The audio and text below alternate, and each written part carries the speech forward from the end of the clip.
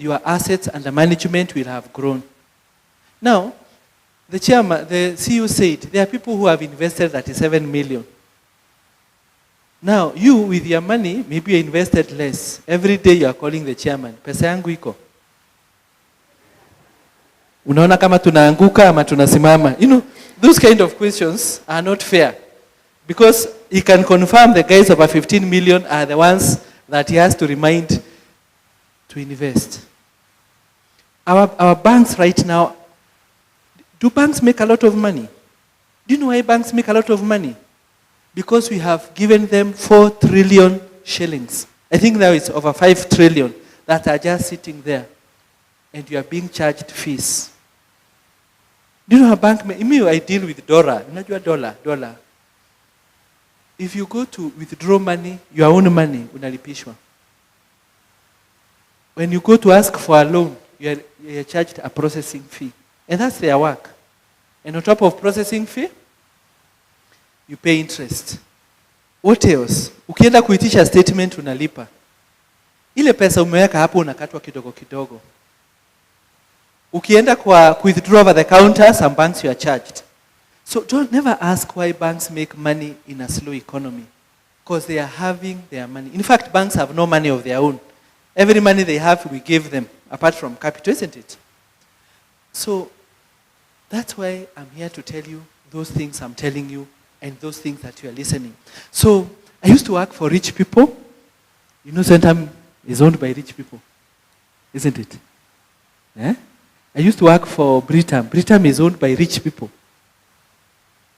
Yeah? I also used to work in Kikamba, Muchua, yeah? And those are the secrets I'm here to tell you. So, mulipatiwa karatasi na hujaandika kitu so far? Eh?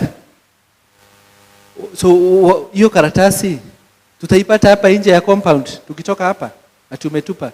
Please write what I'm saying. Mimi ukicha kwangu I'll charge you a lot of money to advise you, and today you are getting it for free. I want you to write about 12 key points. 12 key points. And I don't have much time, so I'll go very quickly so that you come with your brother and sister next time. Number 1, 12 key points. Number 1, don't get rich alone. Don't get rich alone. Don't get rich alone. There is a song that somebody in my family, so that you are not the one being asked for money. Some of you are not talking to your brothers and sisters because they are always asking for money and you hate them. Why don't you tell them to start the journey? Kuja ongea na professor. Hata kama wataweka pesa kidogo with a goal to grow. Don't get rich alone. If you are rich alone, if there is a funeral, there is a death, ni wewe tu unaweza itwa hata ukiwa America. And that is reducing your money. In English it's called poverty tax.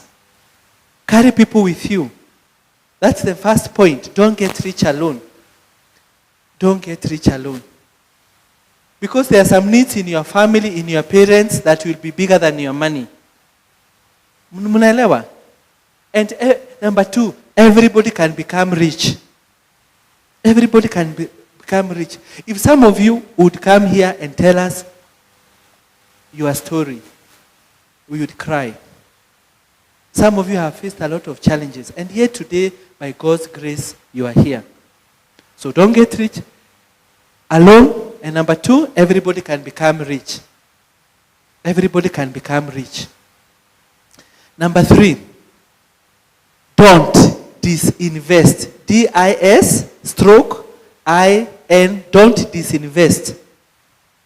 I'm very passionate about not disinvesting. What is disinvesting? Nimeanza kufanya kazi kwa sako. I'm 22 years old, I'm earning.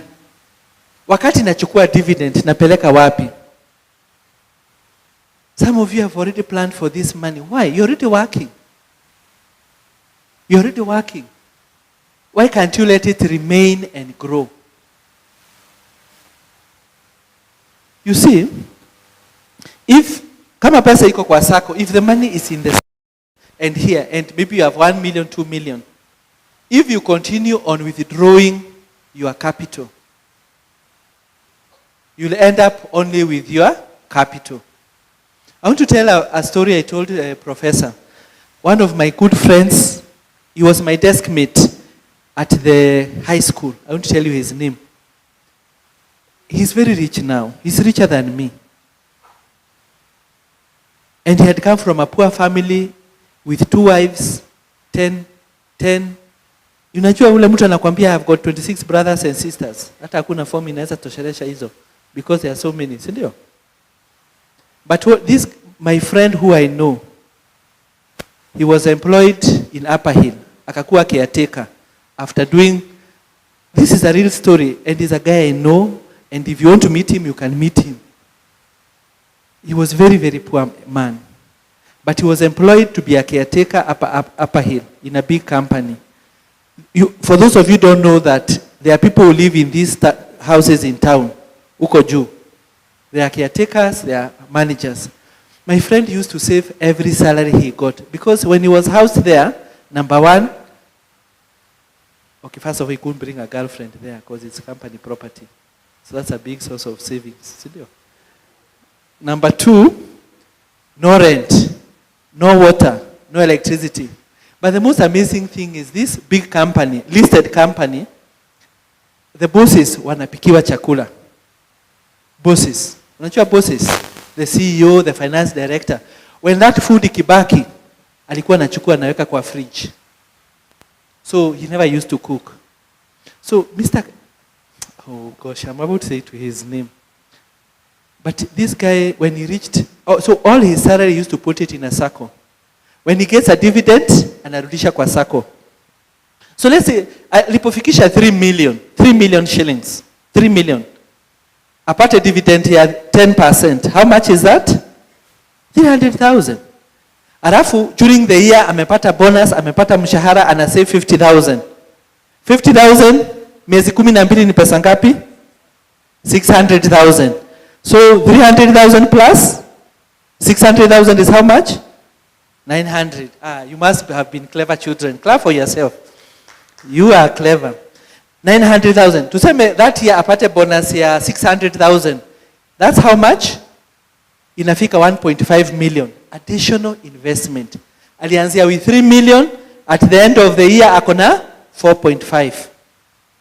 In the next year, anapata dividend ya 10%, 450. Anaongezewa mshahara, anasave 60,000 a month.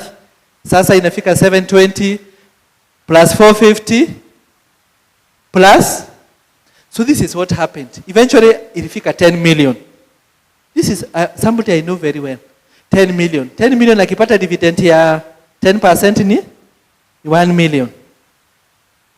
Arafu, that time anasave 100,000 a month. Akona mshahara kubwa. That's another 1.2. That is 2.2 million. Arafu akipata bonus ya 800,000, anaongeza hapo. That's 3 million saved in 1 year. So he invested. And today he can buy anything. Hata anaweza simamisha professor nataka kununua gari yako. Ajaze form, anapatiwa 2 million, 3 million, ana invest. So right now I think he's over 20 million. So every year he's getting over 2.4 million dividend. Na kama ako huku anapata 2.8 million dividend because he did not eat the seed. Now, we were in point number 3. I want to tell you point number 4. I want to tell you that there is a secret of compounding interest. You know, we spend all our time looking for money. Hata wale wanakaa kama hawana wametosheka. We are looking for money. But we know very little about money. My point number 4, become a student of money. Me, Mr. Home, professor, and our directors here, we feel very sad that people do not know anything about money. Tulienda shule tukafunzwa. Tulifunzwa, what did you learn in school? An insect has 3 parts. Head, body, and thorax. When is the last time you used that? In fact, we spend a lot of time not knowing about money. Nanti tunadanganywa. Tunadanganywa. Tuambieni ukweli, tunadanganywa. Ushaisikia mtu akikwambia the more you save, the more you spend, the more you save?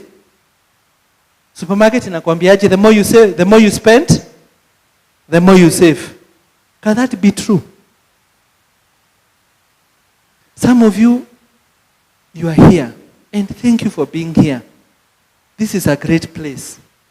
This is a great place. Let's become a student of money. And I want to challenge you. Many of you have paid school fees. Last year, how much money did you spend growing your financial literacy? Ulienda seminar gani ukalipa? How many books? We are all authors here. We have many authors here. I have my book, Mr. Ahome, Professor. How many people spend time feeding their brain in regard to money? So, if you are looking for money every day,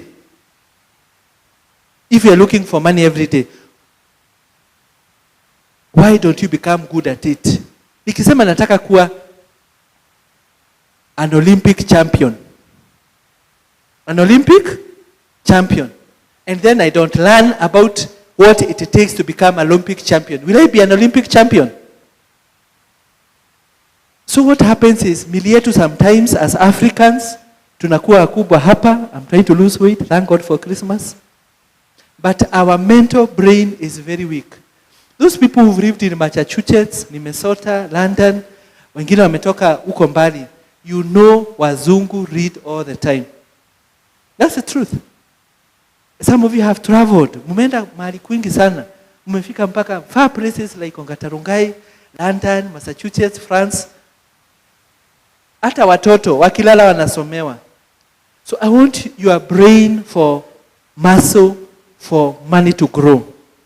Please ukilipa fees ya 200,000, 100,000, why don't you, ukifanya shopping, you do shopping for 10,000, 20,000, isn't it? Have you ever shopped for your brain, ikule, so that it stops being a skeleton? When is the last time you bought a financial book? Tusiaibishane kono chini. Today you'll buy. There are books being sold out there. Ukienda kwa supermarket, don't buy a book called as also buy a book on money. Muki watch to video. Sasa unajua last year tulikuwa tunaosha. Mama anasema tutapeleka Kana. Wameungana sasa. Hebu ni mtu wa Munyoro. Are you watching videos about money? About wealth, about land, about investment? Are we learning? Remember, my goal is that you'll be very rich. And now you don't need to go to America or Britain to make money, because those people who live there have come here. Opportunities are right here. Why would somebody enter an aeroplane? My director, you will eat soon. But write a check, you'll be sent papers. You see, we've been cheated that life is out there, but we are having world-class opportunities here. So tuko point number ngapi? That's a very important point. I want you, as you do your budgeting and shopping for the month, please buy a book on money, on wealth. Because we look for money so much, yet we know so little about it. Nikikuuliza, what is tax? Will you be taxed this year? Ujui. And that's why our people are being deceived. Yeah? Number 5, There's differentiate between saving and investing. Differentiate between saving and investing. Unfortunately, I want to explain. In Kenya, we live in a high inflation economy. Kama sio TV na nichukua ningekuwa nikitembea mpaka nyuma. Differentiate. Kama hujui kudifferentiate, kuandika differentiate, andika hivi tu, confuse your neighbor. Aone kama unajua kuandika hiyo jina. Andika hivi tu na nyuma, key friends tu, andika differentiate between saving and investing. So remember, when you save, that is the money used to invest. Naelewa? To invest. Like these people are Murima. Yeah? By the way, some of you should start enjoying your money. You've been saving for too long, investing for so long. Yeah? But that's the other point. When you save, you should learn how to invest. And now, here's a system of investing that has been worked out by professors, by the board, and by his partners. I heard the professor saying he wants this organization. In how long? 5 years. That is small money. That is small money. I want this organization to be 10 billion in 10 years. See, 5 billion, what is 5 billion in dollars? 5 billion divided by 130.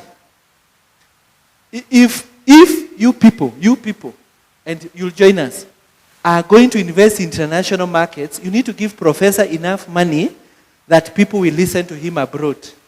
And any investment less than $10 million abroad is small. That's what I can tell you. Mnaelewa? If professor is going to negotiate good deals for you, he needs clout. And you kweli. So I'm sure some of the fund managers cannot talk to you. It's how much?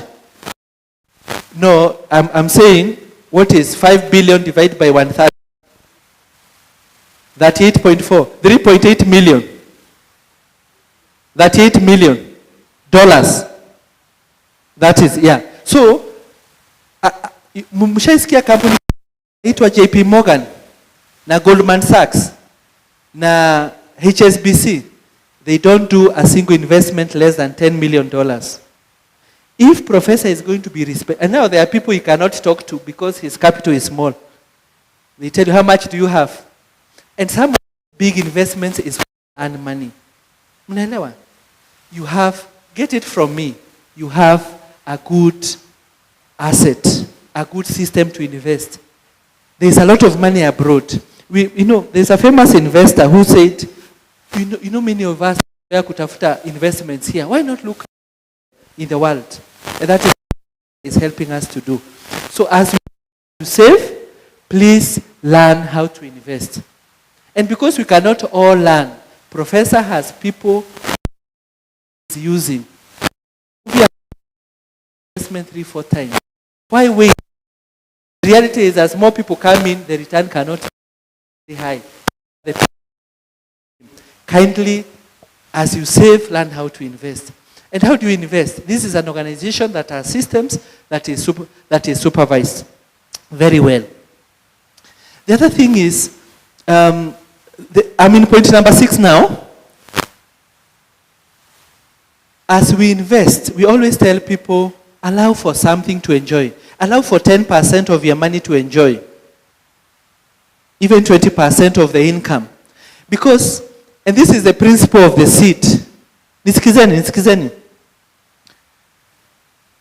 If today I have invested 1 million, I'm an investor myself. I get a dividend of 14%. That is 40,000, isn't it? Now, because I want you to invest, reinvest back 100,000, 40,000. Enjoy. Hata unaweza enda huko kunaitwa Massachusetts, Virginia, upitie hapo Boston, upitie hapo MIT, ukishuka hivyo, ushukie Dubai. Sadly, a lot of our people, professors, do not know how to enjoy their money. Mtu mwingine hata hapa akismile, unaona ni kama analia. Na ni smile. Umekaza. You see, if you learn how to enjoy your money, you learn how to invest more. Hata kuja Nairobi, uliambia kila mtu mpaka chief. Sasa ukienda Mombasa, you see, you go to Mombasa, unapata ni vijana wetu wako huko na wazungu wazee. Unangoja wakati ukiona unatetemeka. When professor starts organizing trips for us, please sign up.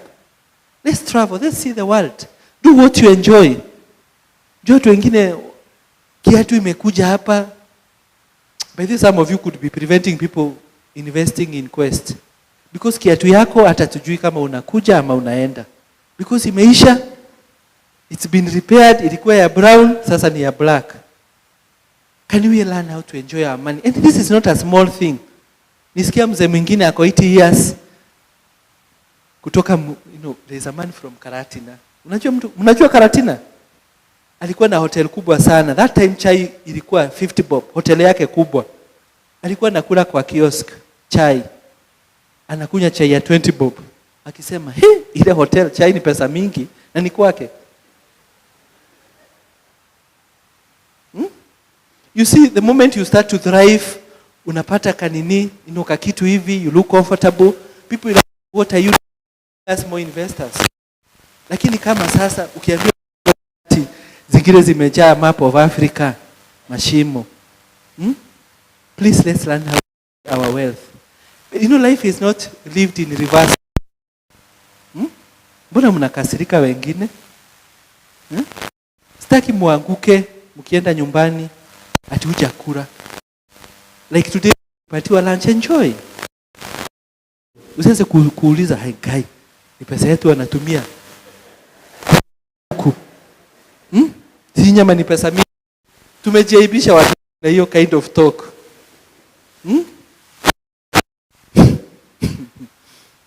Una collapse hapa hapa Pinnacle. Hujakula lunch. Ati usave, unataka kwenda nyumbani haraka. Tunaambia ati huyu ni mtu wa quest. Huyu si mtu wa quest. Learn how to enjoy your money. The other thing is, and point number 7, and that's why I wrote this book called Wealth Beyond Generations, Strategies for Intergenerational Wealth Transfer. You see, as parents, many of you said you are parents, isn't it? Have you taught your children about money? You see, sisi tulikuwa soma kwa bidii, utapata kazi mzuri sana. Have you ever called your children to learn about money? Because kama mtoto atateseka, itabidi akuitishe pesa, si ndio? What is your parenting for finance or financial parenting? Mnajua wengi wenyu, especially moms, ni kustua watoto. Kai mnakura, mtateseka. That is not a financial education. As dads ignore them and they make the same mistakes. So why did I write this book? My goodness, some of you are coming now. You've lost. Tuwabiani ukweli like a politician. Please be coming on time for these meetings. I wrote this book because I went to work in America. Mahali kunaitwa Manhattan, New York City. When I was working there in the financial services, mnaona vile tunafanyanga kazi kwa ofisi na computer. I saw Kenyan Asians have a lot of money. Mnanisikiza? Wale Wahindi ambao mnaona town. Wale wanasema, please give me discount please. It's too expensive. I cannot buy today. Is that how they talk? No. I need a discount. They have saved millions and millions of dollars. Na naishi hapa Parklands. That's the truth. Mimi sikuja kumwambia hadithi. They live here in Parklands, South Sea. They are dollar millionaires.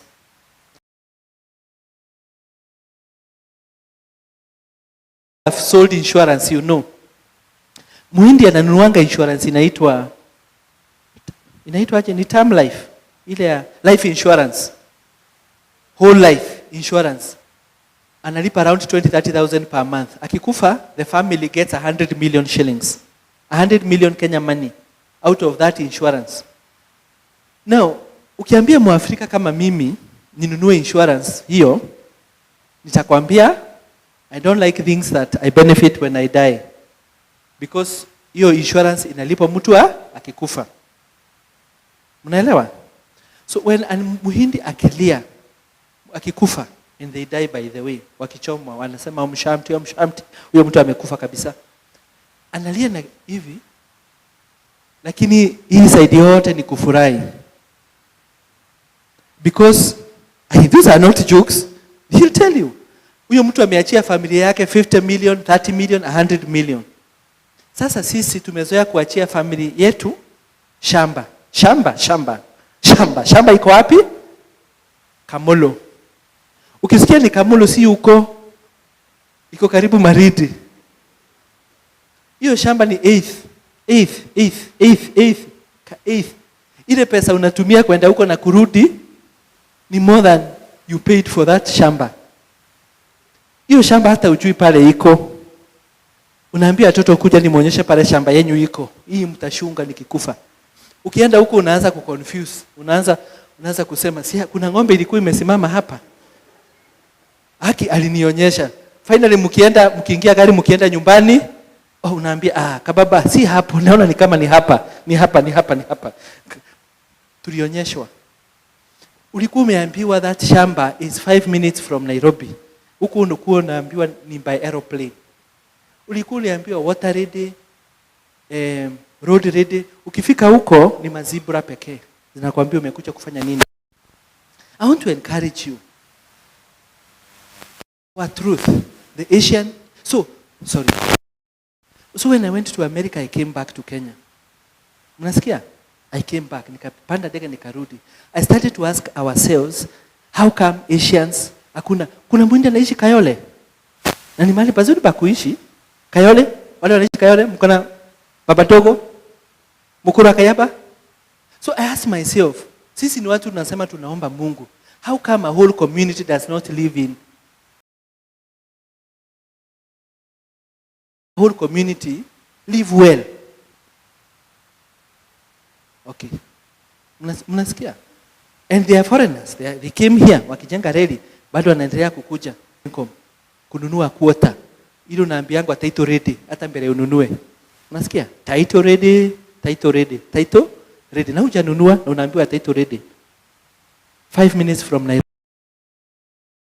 In fact, wengine wana mambo yange aje.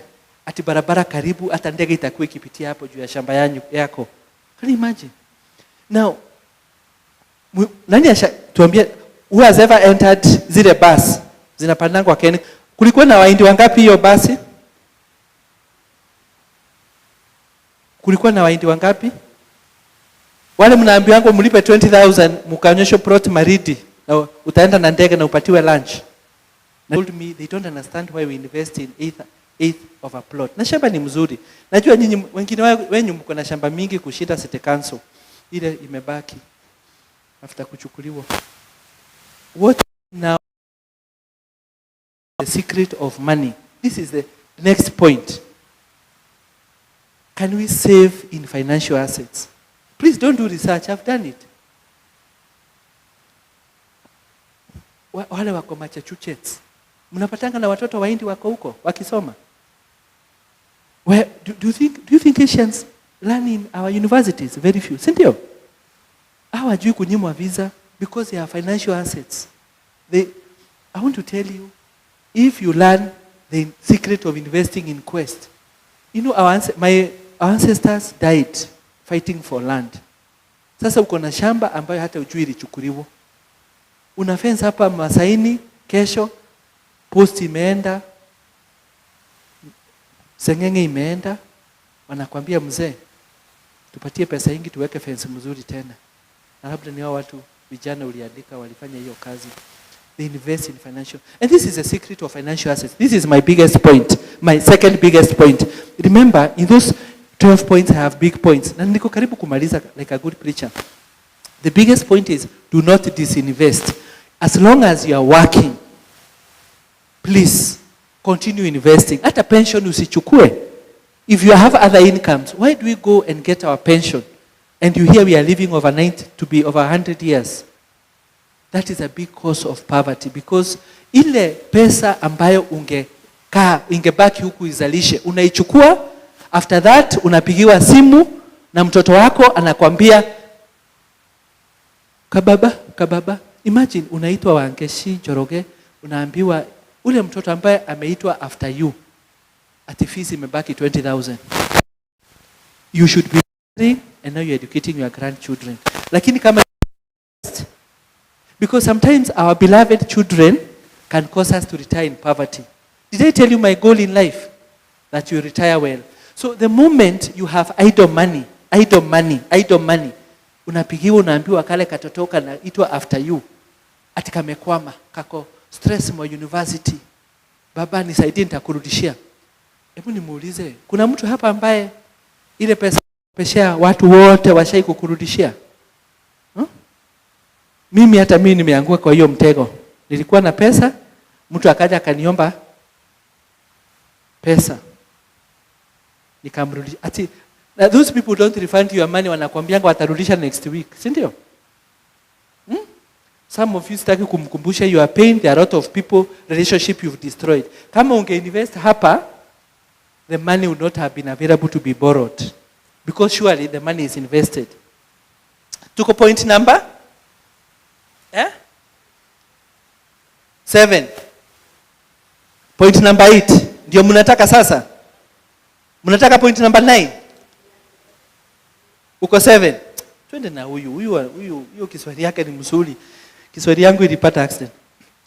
What is this? What can you see? Yeah, this is called a teaching aid. Is your pesa? This is a teaching aid. I want to write, please, andika hapo. Point number 8. Point number 7. Cancel hapo andike 7. Niko na point mingi wewe. There is no little money.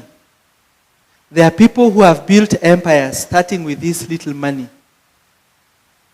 I hate it when somebody says hiyo ni pesa kidogo. Kama niko na mbegu hapa, mbegu za mahindi ama za mti zimejaa my palm. How many trees do I have? How many trees can I get kutoka kwa mbegu ambazo zinajaa hapa? Ni ngapi naweza pata? It's a forest. The same thing with this money. Some of you mtasema ni pesa kidogo, twende tukakule. Hapa Kangemi, hapa Muthurwa, there are people who have made their wealth starting with this capital. Alichukua pesa kama hii, akaenda asubuhi, akanunua nyanya. They made money and it has grown. This is a seed. Every coin you have is a seed. Send it to work for you. I normally ask people, kuna mtu alianzia kazi yake with less than this money? Inua mkono, ile kazi unafanyanga. Day 1, capital ilikuwa ndogo kushinda 1,000. Hata nikipata mtu mmoja tu atainua mkono, nitasema asante. The capital you started was less than 2,000. Kuna mtu ananifanya hivi. Nataki mjue. There are people who started with this kind of money or less, or 1,000 or less. Ulianzia kazi. Mwingine ananifanya hivi kama anaji-scratch. There are people who bought 10 shirts each for 100 bob. Wakazunguka wakanauza 200, 300, and that's where they started. I'm telling you.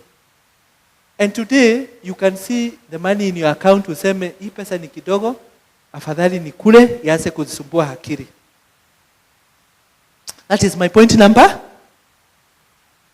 7. There is no little money. Now, point number 8. 8, cancel hizo point ni mingi.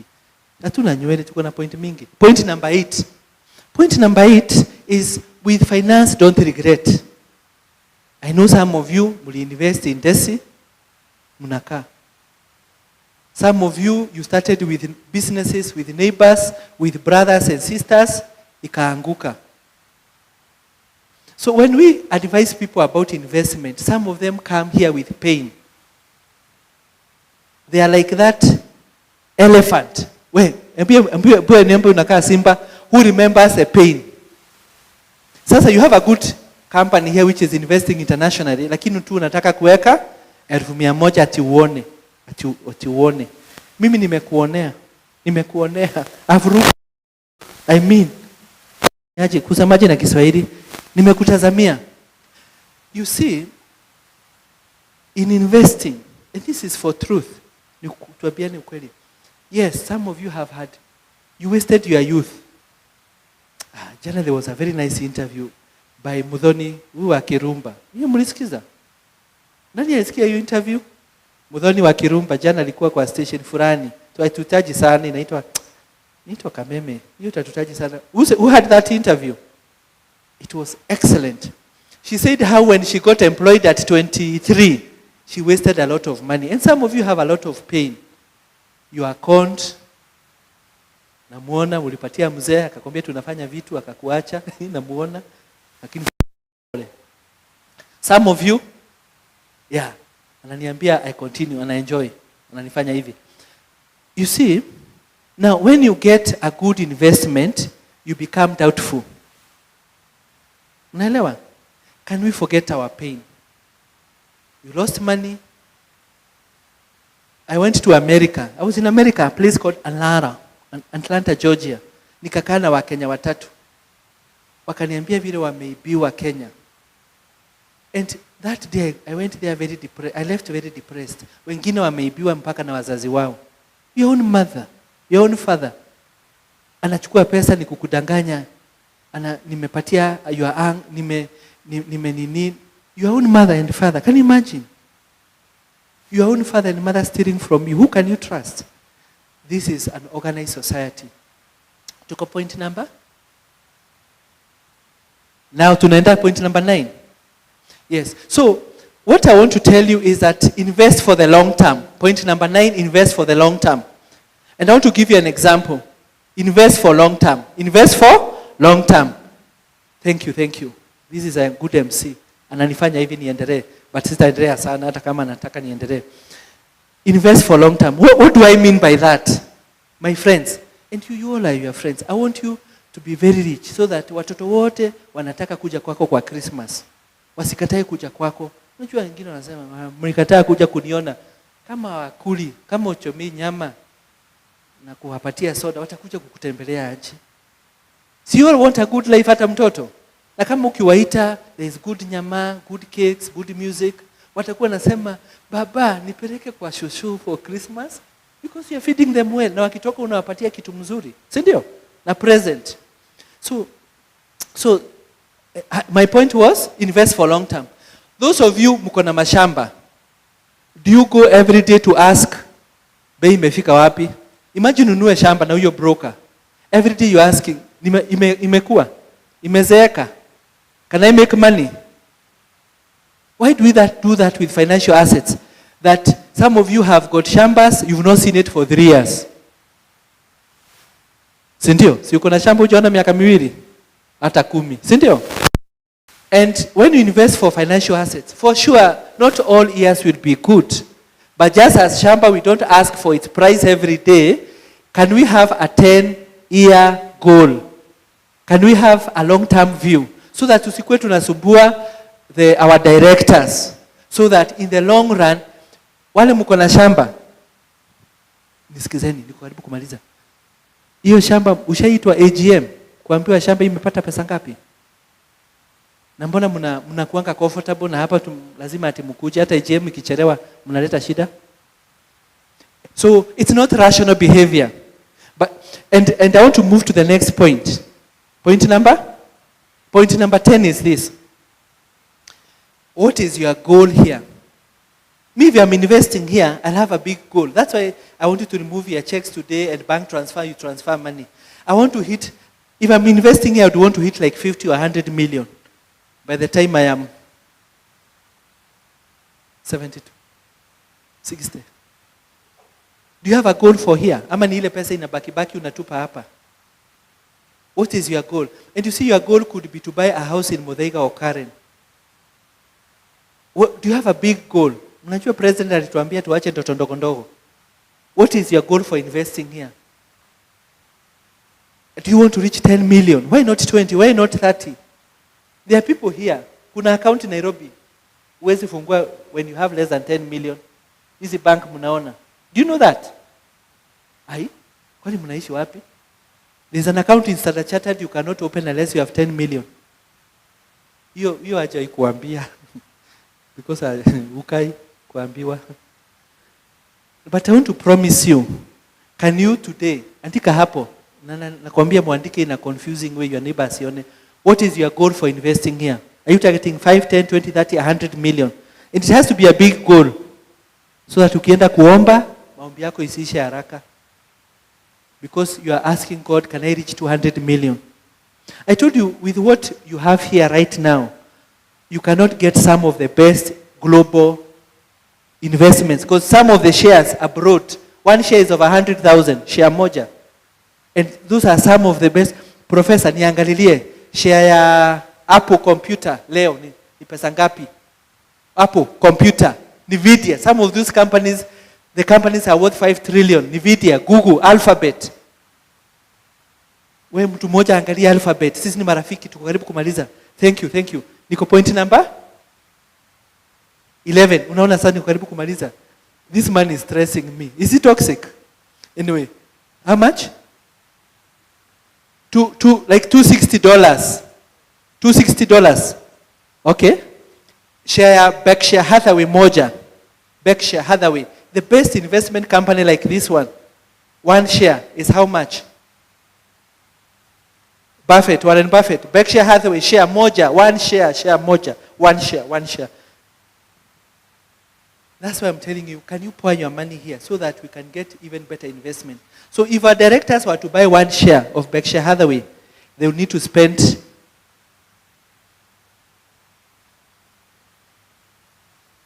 $498,000 or $498. Just after pole nitakuuliza. One share, class A. Therefore, I want to go back. Invest for the long term and have a goal. This is my third biggest point. What is your goal of investing here? What are you targeting? Are you targeting 20 million, 30 million? Andika, write a big goal there.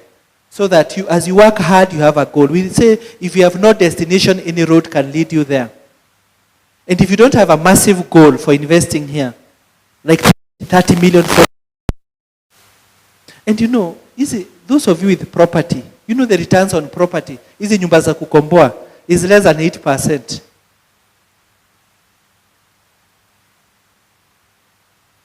Seven?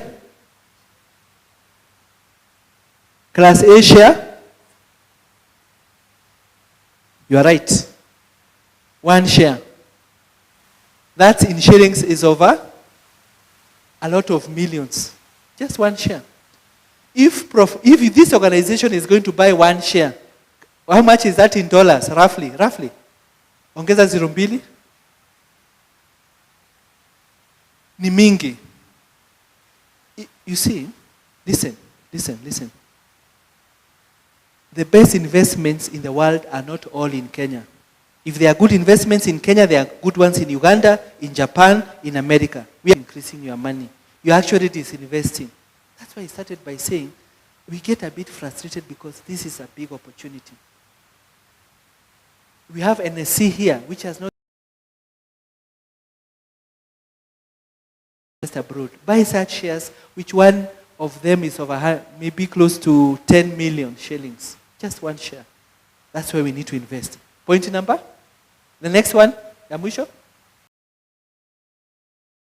11.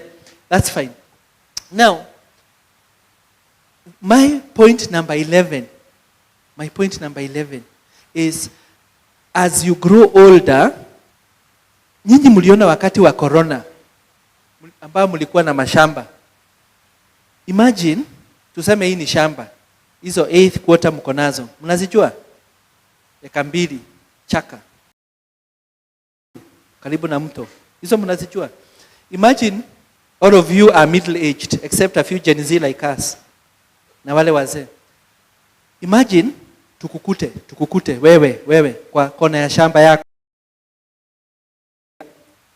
Kwa kona. Can you do that? We advise, if you are over 50, 60, please start to reorganize your portfolio to make it cash flow. Mnaelewa? Because tukikuta kwa shamba ukikula hivi because kuna corona. UCMC. Hivi. Hii kitu ni mbaya. Do you know you can grow hungry and you have shamba? Mliona wakati wa corona? Hatutaki ukuwe na shamba mahali mrefu. Unaenda unasahau kurudi nyumbani. Tunaanza kuita polisi. Mama alienda kutafuta shamba, akashikwa na dementia. Alikuwa ameenda Ukambani, akapanda gari za Nyahururu. Tusaidie kutafuta mama. Nani 8th umeenda kutafuta. Why? The wealthiest people like to control their property. Kwa hivyo kama uliajiriwa 1972, ukanunua shamba Lokichogio, please sell that money and consolidate it to financial assets. Professor told me, if you want your money less than 1 million he's able to give you very quickly, isn't it? That is what you need as you grow older. Cash flow. Tusipate hapo ati umeenda kutafuta shamba ulinua Maridi, sijui na huku kunaitwa Tala, umesahau ni wapi, umepotea, and you have no cash flow. Let me tell you my final point before I sit down. Thank you, this is my security.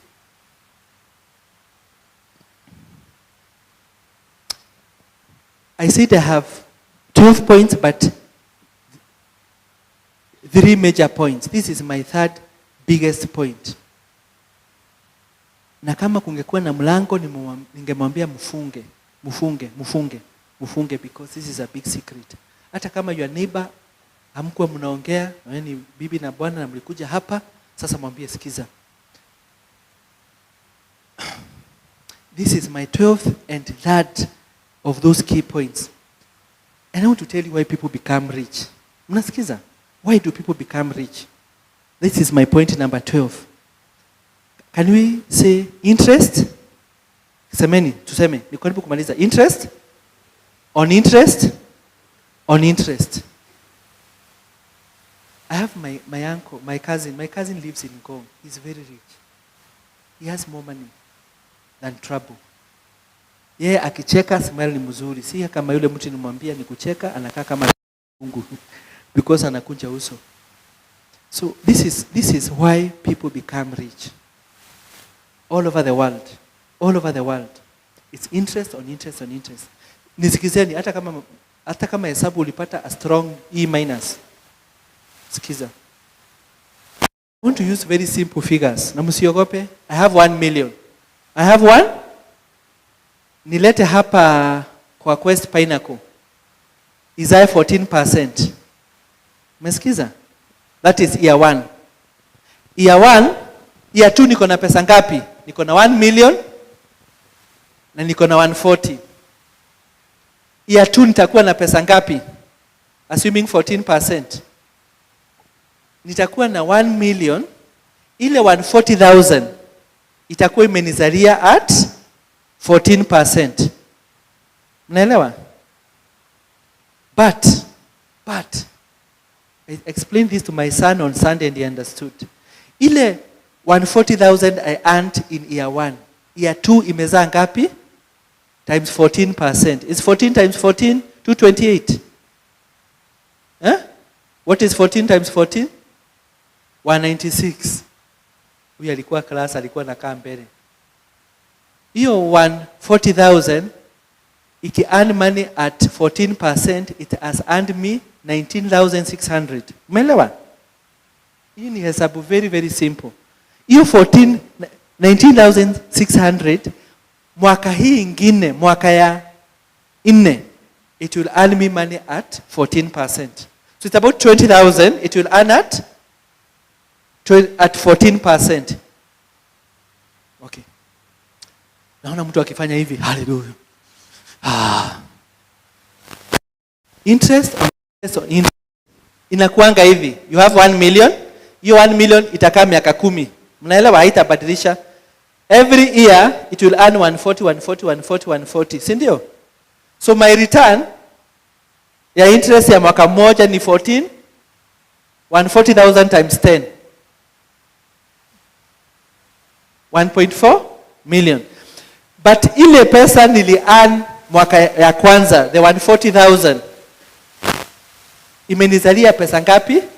Itazaa. Hii 140,000 I earned year 1, it will continue earning at 4%, it will earn me 19,600 year 2, 3, 4, 5, 6, 7, 8. Juu si kuitoa. Mnaelewa? Now, ile pesa 1 million nikapata 140,000. Ikanizalia 19,600. Hiyo 19,600 itanizalia year 3, 4, 5, 6, 7, 8, 9, 10 at 14%. Kama unajua kupanda matatu, hii hesabu naona unaelewa. Now, hii 19,000 from 140,000 in year 2 na I reinvest back to Quest. 19,000, tuseme ni 20,000 roughly. ina earn at 14%. Wewe bado uko na shamba yako huko, 20,000 divide times 12 times 14% ni ngapi? 2,800. Hiyo 2,800 inanizalia miaka 1 ile imebaki up to year 10. That is interest on interest on interest. So mwaka ya 9 nini itafanyika? Let me tell you what's happening in year 9, then I sit down na ukunywe maji. Year 9, actually year 10. Year 10 is like heaven. Ninyi mtaona mbinguni. Year 10, this is what is happening. Utakuwa na 1 million your own original capital. Mnaelewa? Utakuwa na 140 ya year 2, 3, 4, 5, 6 because this 1 million has been earning for year 3 uli earn 140, 140. Ukaani 140. Hii 140 imekufanyia kazi the balance of those 9 years. Ile uli earn 140, 140, 140 ita earn hiyo miaka 7 imebaki. Ile 140 uli earn year 5 ikakuzalia 19,600, hata imeendelea kuzaa mpaka mwaka wa 10. So mwaka wa 10 utakuwa na 1 million, utakuwa na 140 times 9, utakuwa na 19,600 times 8, utakuwa na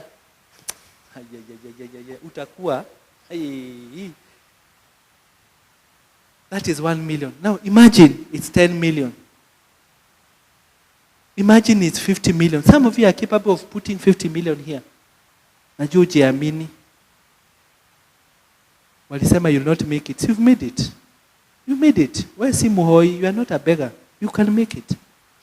And that is why I want to end by saying, if you had planned to withdraw your money, think thrice. Twice is not enough. Number 2, if you have any loose money out there, send it to war for it to bring something. Wachani hivi mnadanganywa ati mtapata. Can you imagine kuna watu wanaambia watu mpaka leo ati wataombea pesa yako izae. Na ukiona huyo mtu ako na njaa, hata akukula breakfast asubuhi na unampelekea pesa yako, aombee ikue times 2. Inaambianga ombea yako kwanza, unigawie kidogo nikurudishie. This is a good investment. It's timely. I'm soon writing a book on how in investment because that's an area of I do. I want to really thank you. So what do we do? Nimeongea sana apart from what is the interest? Reinvest your dividend. Hata kama ni sako uko nayo, hata kama ni Quest, put your money here and add more. If you find a good investment, you add more. Mnaelewa? So leo finally to buy books. We want you to buy our books because it's the best of our knowledge you've put together. My book will be on sale, just like the way you shop for 10,000, 20,000, for 1,500. It's called Wealth Beyond Generations, Strategies for Intergenerational Wealth. A good man leaves an inheritance for their children. At even a good woman. Do you know how to leave a good inheritance? Ushaisomeshwa vile utaacha utajiri kwa watoto wako. That's why I wrote this book, because there was nothing there to teach you. It's only 1,500. Nyinyi wengine mkifika hapo kugonga mzinga hivi, unajua bishop ajui mzinga ni nini, anafikiria ni beehive. Please invest in your knowledge for finance. I want to finish, but I want to ask, is there anyone with a question that is pressing and that can be coordinated? I've said many things. This is a point, please go and regurgitate on them, read a lot, and I want you to be wealthy. My desire is all of you will retire comfortably. And even as you wait for your retirement, you are living well. As a lady, usikate nywele kila wakati. Ati unasema ni fashion na ni kuogopa kuspend. Look good. Wanaume, socks, nunua mpya. Si lazima socks ikuwe na mashimo mbili ili ubadilishe. T-shirt. Ikuwe mzuri. Si kama imesag, sasa imefika hapa. Juu hapa mbele imesag kabisa. Mtoto akitaka kitu, Ulishaona mtoto akipigwa kwa supermarket ati ameitisha suti ya kuboli 5 bob? Ni makosa ya mtoto ama ni ya mama? Asanteni.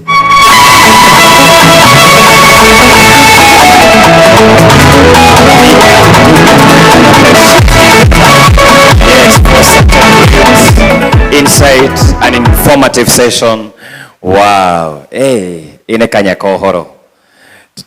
Ndake na mono, and I propose, Professor, maybe we can get an education day as well for Quest Pinnacle investors. Yes, CDO members, yes, have we learned? Unajua ndio mtasema, have we learned a lot? I have gone around, Professor, and I was seeing onanego iguaga thoni gioka gukuhiriria tondu ni kuonaga no kwandika maandika. That is a sign. Ndokiandika kidogo tane si ni kweli, huwezi andika kile ambacho hutaki. So thank you so much, and you are such an excellent trainer, and mafuku togore etiguo toro ne ngiri imwe, actually ne ngiri igire weherie o matano etiguo ngiri igire weherie matano. So ona icio acio amizinga ya nyuki ona gutire gweciria wa besha icio, so itakuwa mzuri if we invest on that. So ladies and gentlemen, we almost coming to the climax. We are almost coming to the climax of our AGM, and ni pale tunafika mahali nilikuwa nimesema mwanzo, pale kilele. Nikasema Sarakei aliimba wimbo juzi, na ingawa alisema ni wa kitambo wa 1994 MC kabla hajazaliwa ama wakati alikuwa anazaliwa, na ikasawa na sasa iko fresh. Na yule ambaye introduce our guest speaker, alisema jambo moja, akasema wale ambao ni parents wainue mikono. I want to tell you, Professor ajiguire go kumaru mabia go ikaikania damenya icio ni ciana ilo ya moko kumaru ine, na akasema wale ambao wako na their husbands wainue mkono. Ndaigwa go kurofaru rwabia kogo damenya gwiciria ni hindi. So ciuna gorokomo kimenya kamenya na ndage ciuna. Ladies and gentlemen, I want to invite a powerful team, a distinguished team, but before I invite them, I want to request us to be upstanding kindly as I prepare to invite our auditors so that they come here. Inua mikono. Ukiona jirani ainue mikono, wewe kibeti chunga. Lakini hawa ni investors, hawezi kuuza kibeti. Pesa ziko kwa account, ziko kwa Quest Pinnacle. Kwa inua mikono vizuri.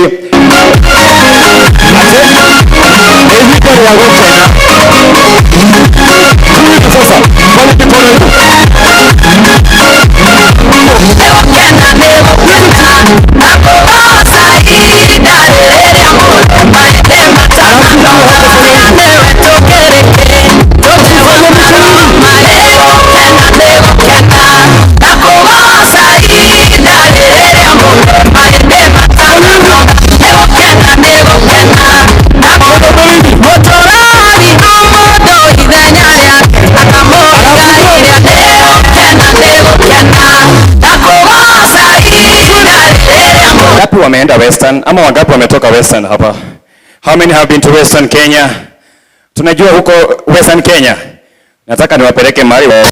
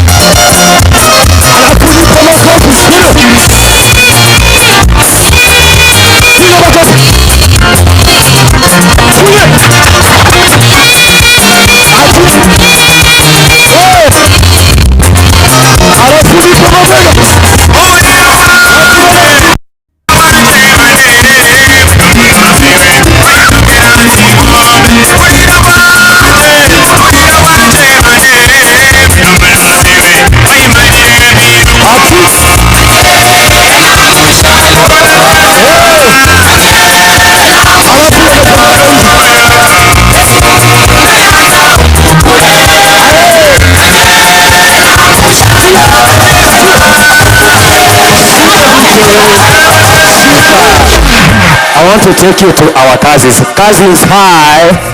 Kufu High. Nataka tuendeko hapo ukabani. Twende kidogo DJ.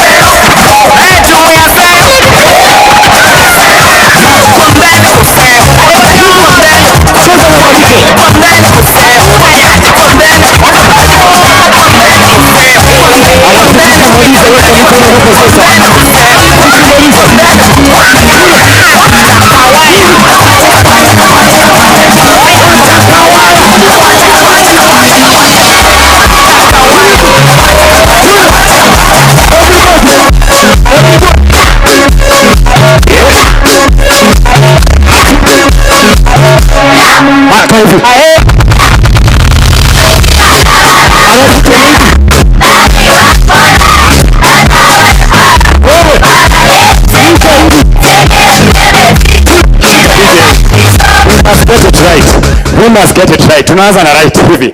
Ati aje? Hivi. Then left.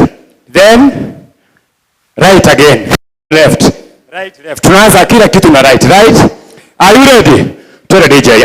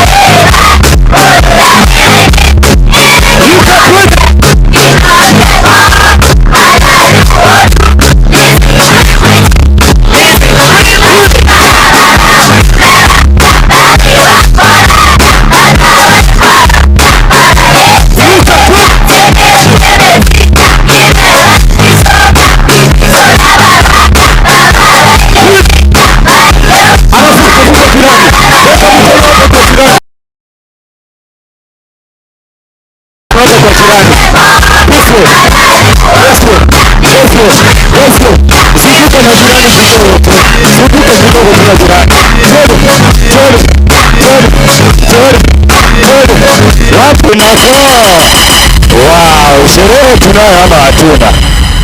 Dividends tunazo ama hatuna? Mazao tunayo ama hatuna?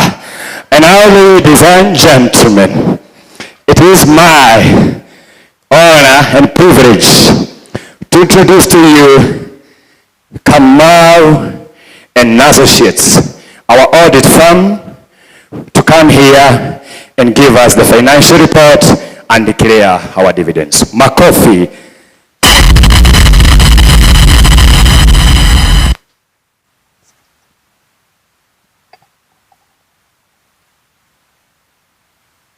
God is good, and all the time. Yes, it has been a very wonderful day. This is the tail end of this meeting. You have waited patiently, and we thank you for that. And when we were waiting, this moment reminded me of what the CEO of this company, CEO, Dr. Paul Kebisho, must have felt last week when he was waiting for the CS for Education, Julius Migos Odhiambo, to release the results. His heart was full of excitement and at the same time was confused, not knowing very well what her daughter would score. And as you waited here, or as you continue to wait, I know you are in that status. But for Dr. Paul Kebisho, when the CS finalized releasing the exams, the daughter who has been under the mentorship, the coaching, the training, and the empowerment of his father, Dr. Paul Kebisho, scored 84 out of 84. An A in mathematics, an A in English, an A in Kiswahili, an A in physics, an A in chemistry, an A in biology, an A in history and government, and an A in Christian religious education.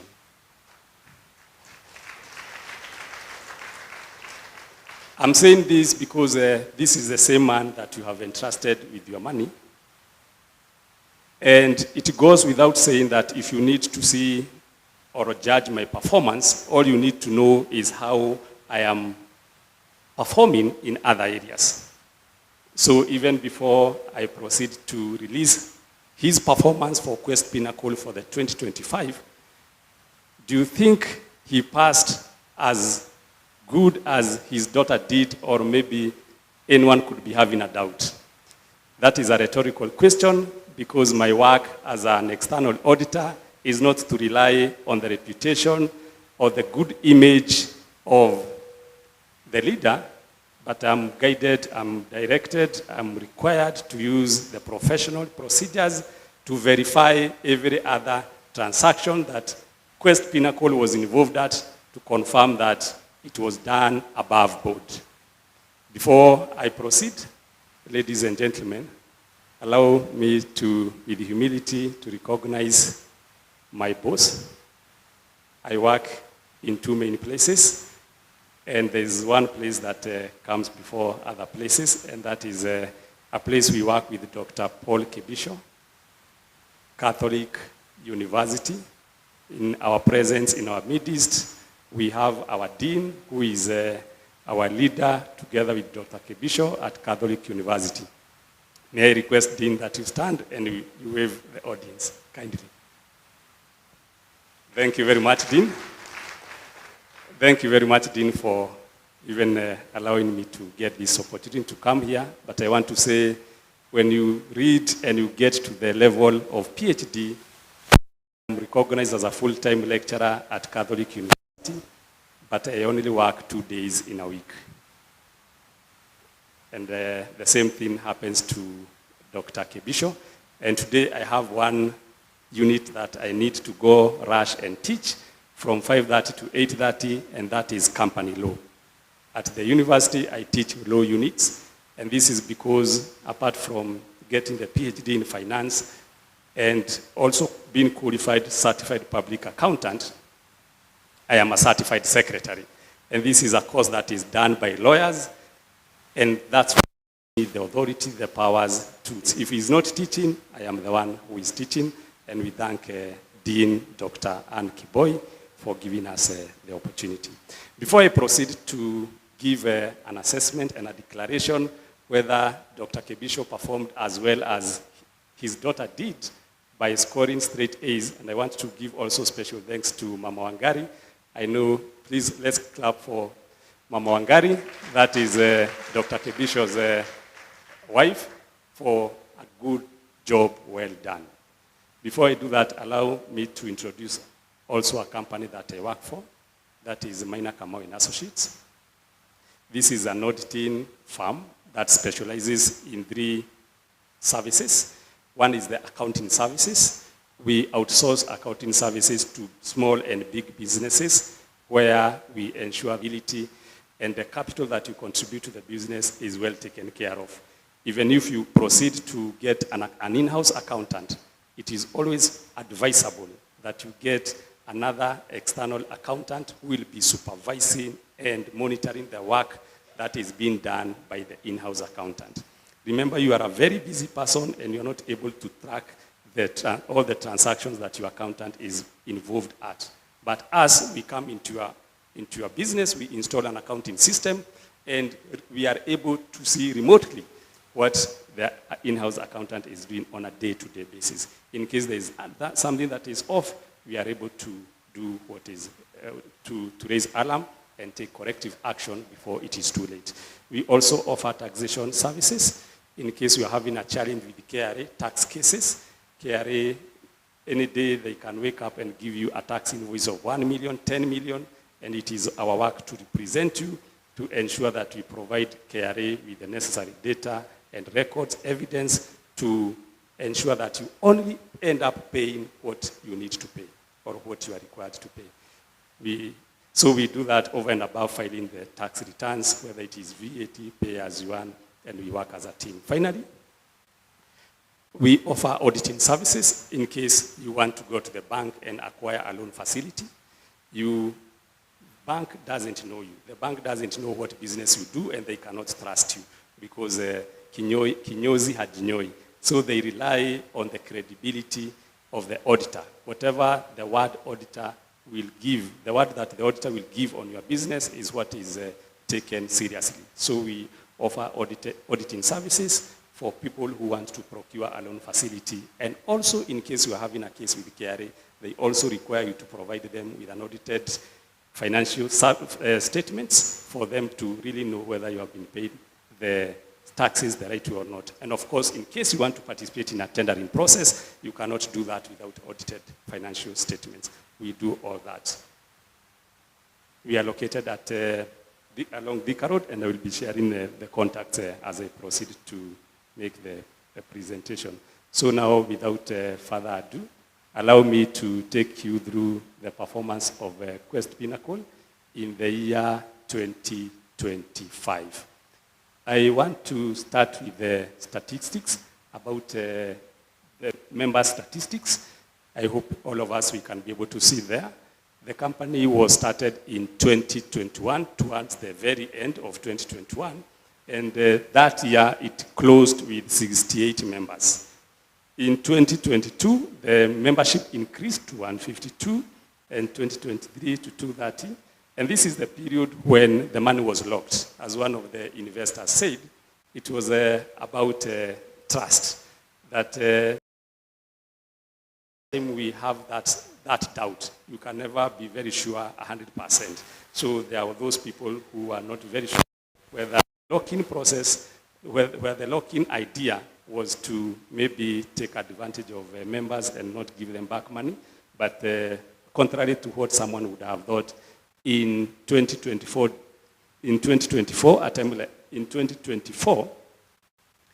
the membership, yes, the lock-in was 20. We usually don't count 2021 because 2021 that is when the company started, in November 2021. So when we are saying the 3 years, 2021, we don't put it into consideration. So ideally, it's from 2022, 2023, and 2024. That's when the lock period was opened, and we had the first AGM here, 16th of January 2025, where we declared dividends. And after that, you can see the members, the investors had so much confidence with the company. The membership increased from 356 to where we are today at 572. Let's clap for ourselves.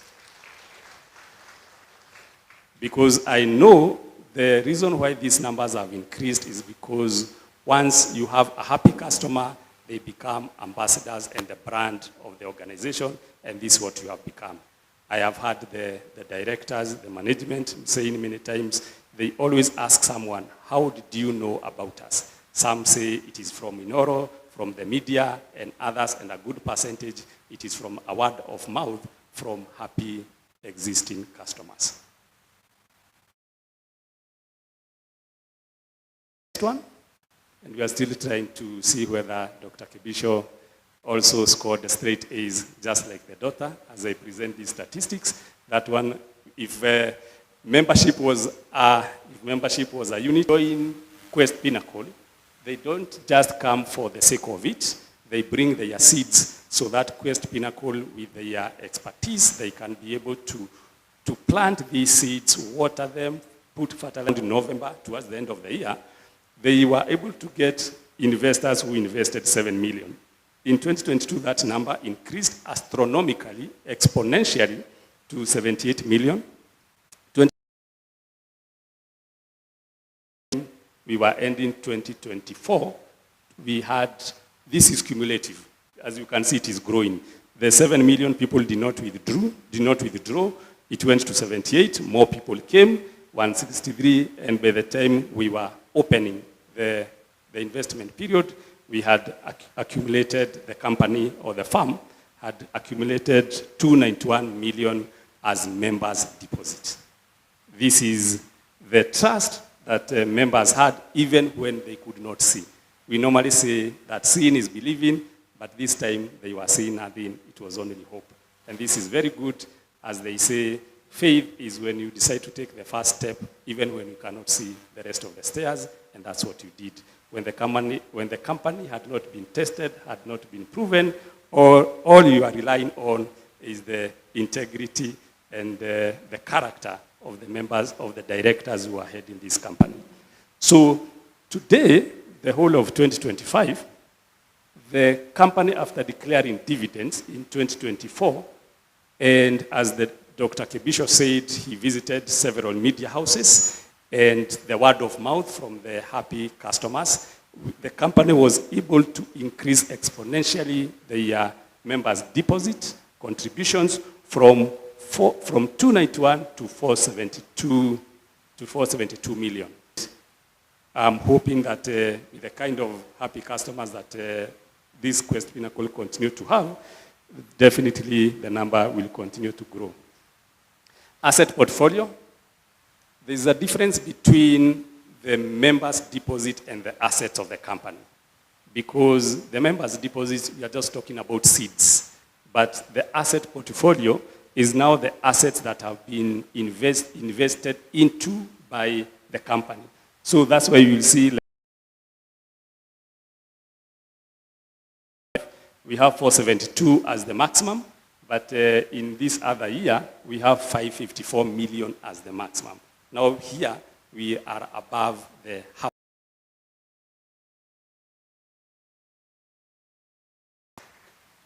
This, according to the statistics of Kenya National Bureau of Statistics, where it is said that the 99% of the wealth of Kenya is the population. And of course, the vice versa, that the 99% of Kenyans only own the 1% of the wealth of Kenya. And it owns the 99% of the wealth of Kenya, or the 99% population that only own 1% of the wealth of Kenya. If to break those statistics, we're about 50 million Kenyans, 500 million, and you have not done your best. I believe with the speeches that the various speakers, the guest speaker has done a wonderful job. I know you will stretch further and make that 1 billion a reality. Asset allocation. This is very, very important, and it is part of what we do as auditors to check how assets that members, how the money for members have been invested. Safaricom, company like Safaricom, we would have raised alarm. We would have raised alarm. The reason being, as we all know, that even big companies do collapse. I heard one of the speakers mentioning with a lot of humility, the late Raila Odinga. He was a person that was loved and respected by most Kenyans, but today he's not here with us. That is the risk that can happen to anything, to anyone, including companies. And that's why it is very important that the company does not invest in one company alone. And this is a policy that the company has. It has a very well diversified portfolio. When I speak about equities is the one that basically talks about shares. It is about that 1%. These are not shares that have been invested in one company alone. In Kenya, we have four sectors we have four sectors from financial sector, manufacturing sector, agricultural sector, and mining sector. So those are the four categories where one can invest shares in one of those sectors. But those sectors, they have industries. And I will go with the financial industry. In financial sector, we have four industries. We have commercial banks, we have insurance sector, we have SACCO, and we have pension firms. But those are not firms, you cannot buy shares because those are just industries. So again, for commercial banks, that's now where the company goes to buy a few shares, maybe from KCB, from cooperative, from equity. And the insurance sector, they go to Sanlam, they go to Britam, they go to ICA, from those other sectors. So at the end of the day, they ensure that their investments are very, very, very diversified. It's not only the company also has invested in shares abroad, offshore investments. This is a strategy to diversify and ensure that even if, like, where we are headed into, get a repetition of 2007. But what would happen if you go back to 2007 and all investments that Quest Pinnacle have done are local?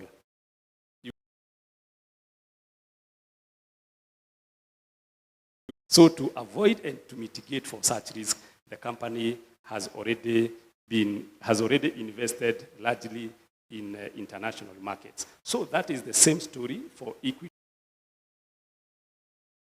When you talk about fixed return securities, we are talking about those investments that you make and you are guaranteed a fixed return. This is not guesswork. For instance, if you invest on treasury bonds or treasury bills and with the government of Kenya, and they tell you we will be giving you a return of 10% at the end of the year. You invest 100,000 and they tell you 10% of 100,000, we will give you 10,000 at the end of the year. That is not guesswork, it is guaranteed, it is certain. So the company has invested in such platforms where it wants to mitigate the risk that investing in shares, it's not 100% guaranteed, but for fixed return securities, it is guaranteed. And when you talk about fixed return securities, we are talking about corporate bonds, the word bond. It can be corporate bonds, it can be treasury bonds, it can be euro bond, it can be anything. Those are investments where you are guaranteed a specific return at the end of the year. We have done that by investing, and I'm saying this because I'm not talking as an internal person. I'm talking as an auditor. Because for us, when we are doing auditing, we have to check where their assets are. And by doing that, we have to get documentation from the various companies that they have invested financial assets in. So that is fixed return securities. When you talk about commodity market, and you have had Dr. Kebisho mention once in a while, that they have also invested in, they invest in transactions relating to gold, to gold, to oil, to bitcoins, to cryptocurrency, just to ensure this is something that you cannot achieve when you are investing by yourself. You cannot achieve. And I like there is one of the speakers that said, when we pool our resources together and we put them in one basket, assuming it is 1 billion, this 1 billion, the Quest Pinnacle is able now to invest some parts in different sections. With your 100,000, you cannot be able to do that. You can only be able to invest maybe by buying 1 unit of treasury bond. Because in many places, there's a minimum amount of money that you can invest. So with your 10,000, you cannot. But if you bring your 16,000 here at Quest Pinnacle, and you join hands with the other monies that have been contributed by other investors like you, then you get a bigger pool, and you are able to have a very diversified portfolio.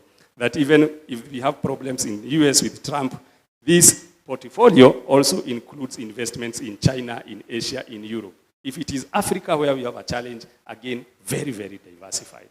You cannot risk to put all your money. So this is one of the audits that we did to ensure that one day you don't come to Quest Pinnacle only to hear that a certain organization where all these monies had been put did collapse.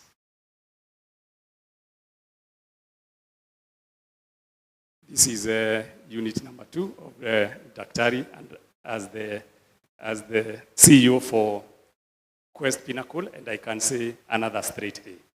Another straight A. This is now the balance sheet. This is the balance sheet. You can see, let me start from even from 2021 to just show you the strength where the total assets. In 2021, I just want to see the strength of the company in terms of assets and how these assets have grown over time. In 2021, 10 million. 2022, it increased to 107, 238, 363, and finally, where we are as we speak, the total assets for the company is 555 million. Just like I had said, this is another summary. We are already above 0.5 billion mark. Let's clap for ourselves.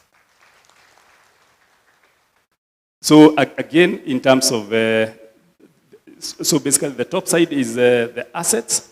And again, these assets, because the 55 million is not money for Quest Pinnacle. It is money for members who have invested their resources at Quest Pinnacle. So as Quest Pinnacle says we have assets of 555 million, they also acknowledge that we have a debt of 555 million. And this debt is your money.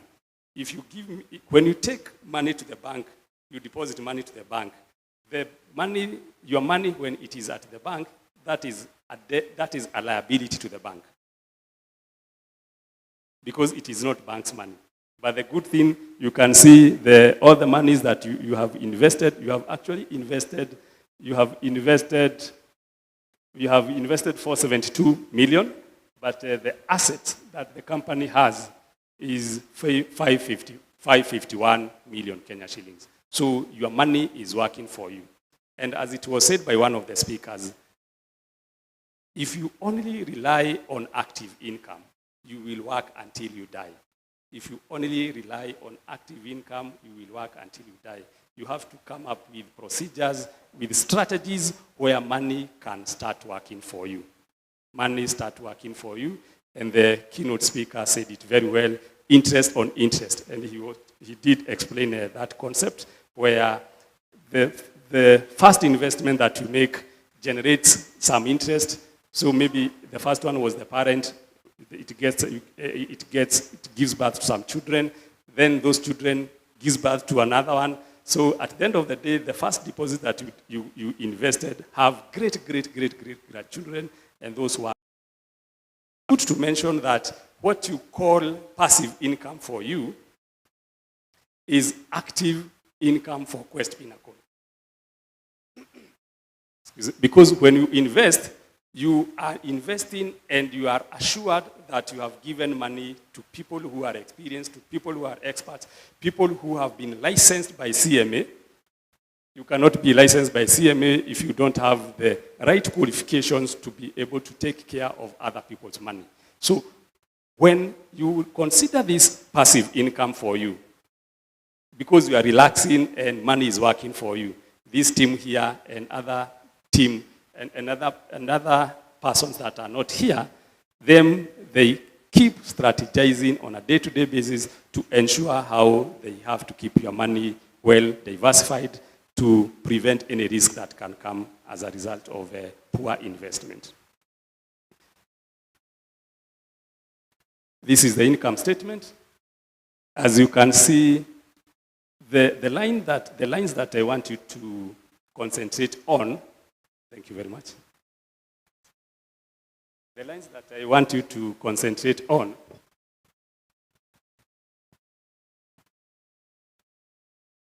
is the line for investment income, and also the line for the last row for return on investment. I know it is past lunch hour, and I don't want to take you through all these figures here. Allow me to just direct you to where it matters most for your understanding.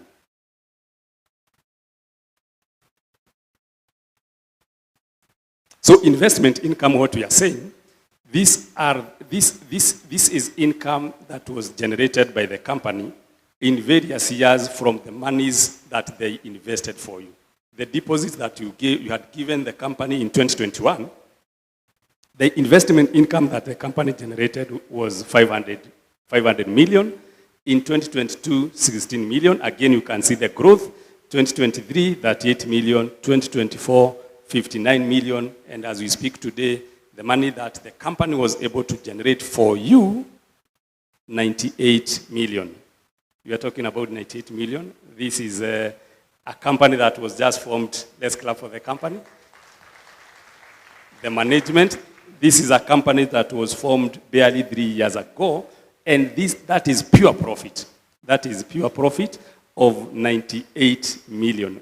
You can, if we say it is about 100,000, because it's 2 million shy of 100,000, and the total investment 472 million, which again we can put it above to, we say it is 500,000, 100 over 500 is 20%. So I'm just trying to simplify the computation for you. So that's a return of about 20%, but it is not 20%. I will give you the exact details about that. So that is the line. You can see the company that you are working with or you are dealing with. So let's go to the lowest row. The lowest row. Again, we start in 2021.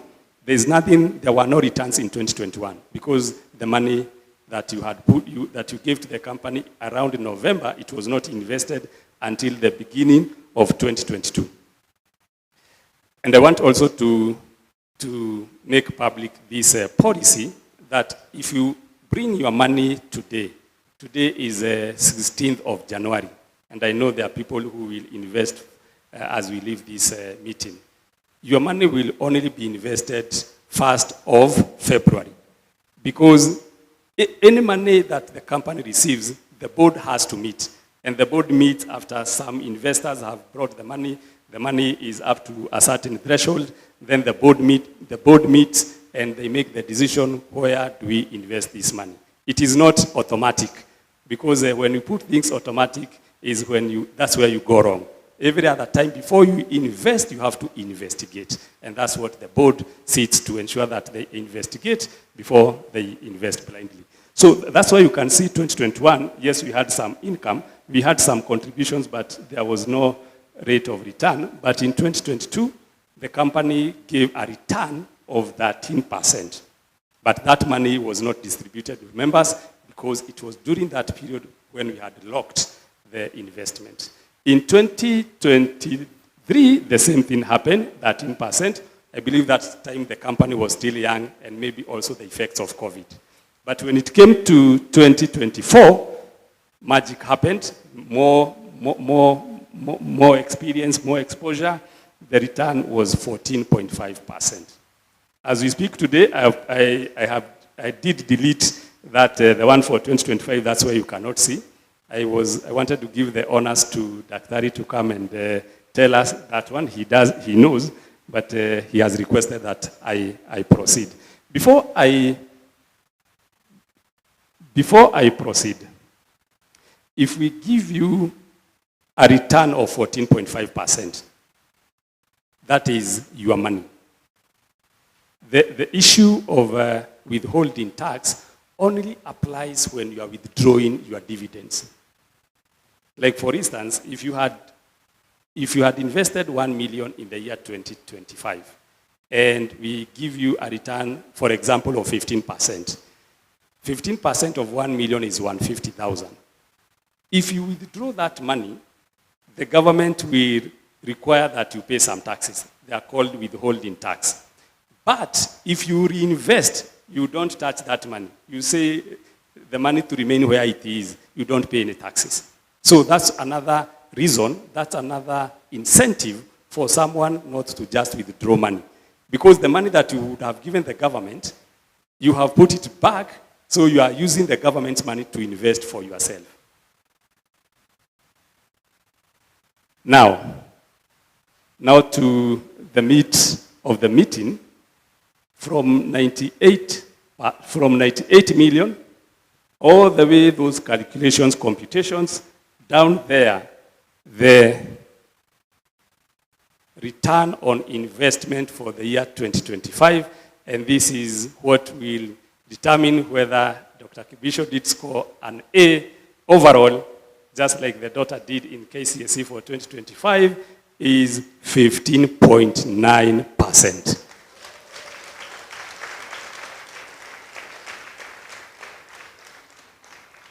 15.9% is what Quest Pinnacle was able to generate as payable dividends for you on the amount of money that you have invested with them.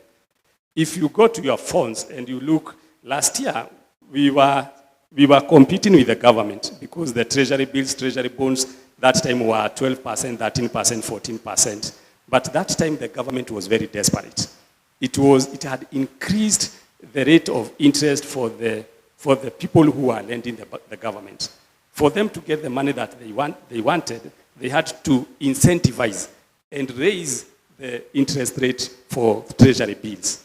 As we speak today, the treasury bills and treasury bonds are below 10%, 8.65. Those people who would have thought that investing with the Quest Pinnacle was not a good idea and they felt the government was more reliable, the government is led by politicians. For Quest Pinnacle, it is led by experts, by technocrats, people who are forward-looking and they are not playing politics with your money. The 15.9%, and I'm saying I had deleted there because when presenting, excuse me for a minute.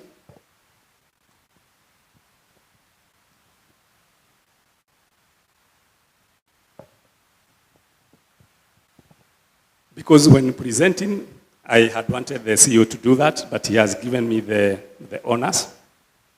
So the 15.9%, this is the money, this is the rate at which your money grew at in 2025. The money that you invested in 2025 and the money that was in your account as at the beginning of January 2025. Remember, most people who started investing in 2021, they have never withdrawn their money. So all the monies that you had cumulatively by January 2025, and the rest, if you give it, and that's what the keynote speaker was talking about, the eighth wonder of the world, which is referred as the confounding compounding interest. The confounding means something surprising. Confounding, compounding power of interest. Now, compounding power of interest. Now, that is the 9%, which is a straight A, even when you compare this performance, which is a stellar performance compared to the government performance of 8.9%, compared to the government performance of 8.9%, compared to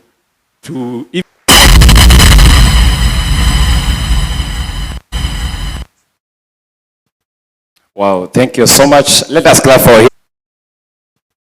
Wow, thank you so much. Let us clap for him once again. Yeah, for a wonderful. Netagoko kumagwo kweli. Netagoko kumagwo. I want to borrow a tagline. Netagoko kumagwo. I want to borrow a tagline ya kore kwa inoro. Titagoko gweka gwatia. Hey, just a small thing. So you can proudly say it's 16%. Out there. But we thank God for what He has done. We have seen the glory of God. Hasn't we seen the glory of God? Leo takimenyewe okihana takondo kanyeni karia gokire kahotie na leo kaino kareu gakihonete no hana tawe torie neighbor no hana tawe investor tawe yo investor taya ngai ne mwega kampuni teno jego Ngai nĩ mwega. Mimi si muibi ni ndemwaria ciene no kwe mundu wirega kunjira uru muno akanjira MC yugete mwonania wa cioro hau ndanumire. But we thank God for the grace to serve. And now, ladies and gentlemen, it is only 2 activities then, and the final one ni ile ya kusherehekea tukienda kula. Ya kwanza tunaifanya very fast. I want to invite the CEO to come and confirm the auditors ambao watakuwa wa mwaka huu wa 2026 and beyond. So I want him to come here as he carries on that activity. Next itakuwa ni kukata keki.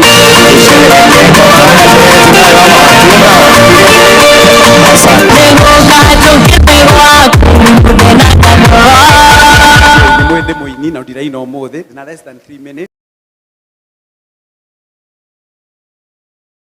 Loud 2, loud 3. Muririkane gutafadhali na mugi akore irio icio ciothe munini na ni cianyu nitukurakara. Niturari na we had actually requested as the board to have more than 7 auditing firms to undertake our auditing work. And we had 7 companies. I may not necessarily take a lot of time, but the first company was actually demanding per year 280,000 for the external auditing work. 280,000. The second one was actually demanding 263,000. The fourth one 250. The fifth one was actually demanding 215,000. The sita 200 million. Wale wali demand pesa kidogo 120,000 ni Kamau and associates. Mmefurahia adhabu zao? So I'm appealing to the members today, kama mngetaka warudi kuwa our external auditors ama mngetaka tubadilishe. So will as many of the same opinion say yes? Will as many of the contrary opinion say nay? So the yes have it. Can we clap for our auditors? Kwenda kumekera campaign to dina madama kumekira no rekeide mwire no mwiro ni chairman witu. Muthuri umrona please director Rogamo Iguru with a lot of respect, with tremendous respect. This guy was working with Kenya National Audit Office as a very serious director. Twaikara thi nake na tuteithia to mathafu macio ne mwathomeire. Araugire mundu ria onake angeri mundu cio ne mathafu. Ni mwe credentials ciake reke ndaike mwe tu ndoka mind. Muthuri uyu ni njwe ndahota gwita ngatha ana Benjamin Wangari. Wangari twathire handu mathafu make magithomwo handu twari ari na milioni 112.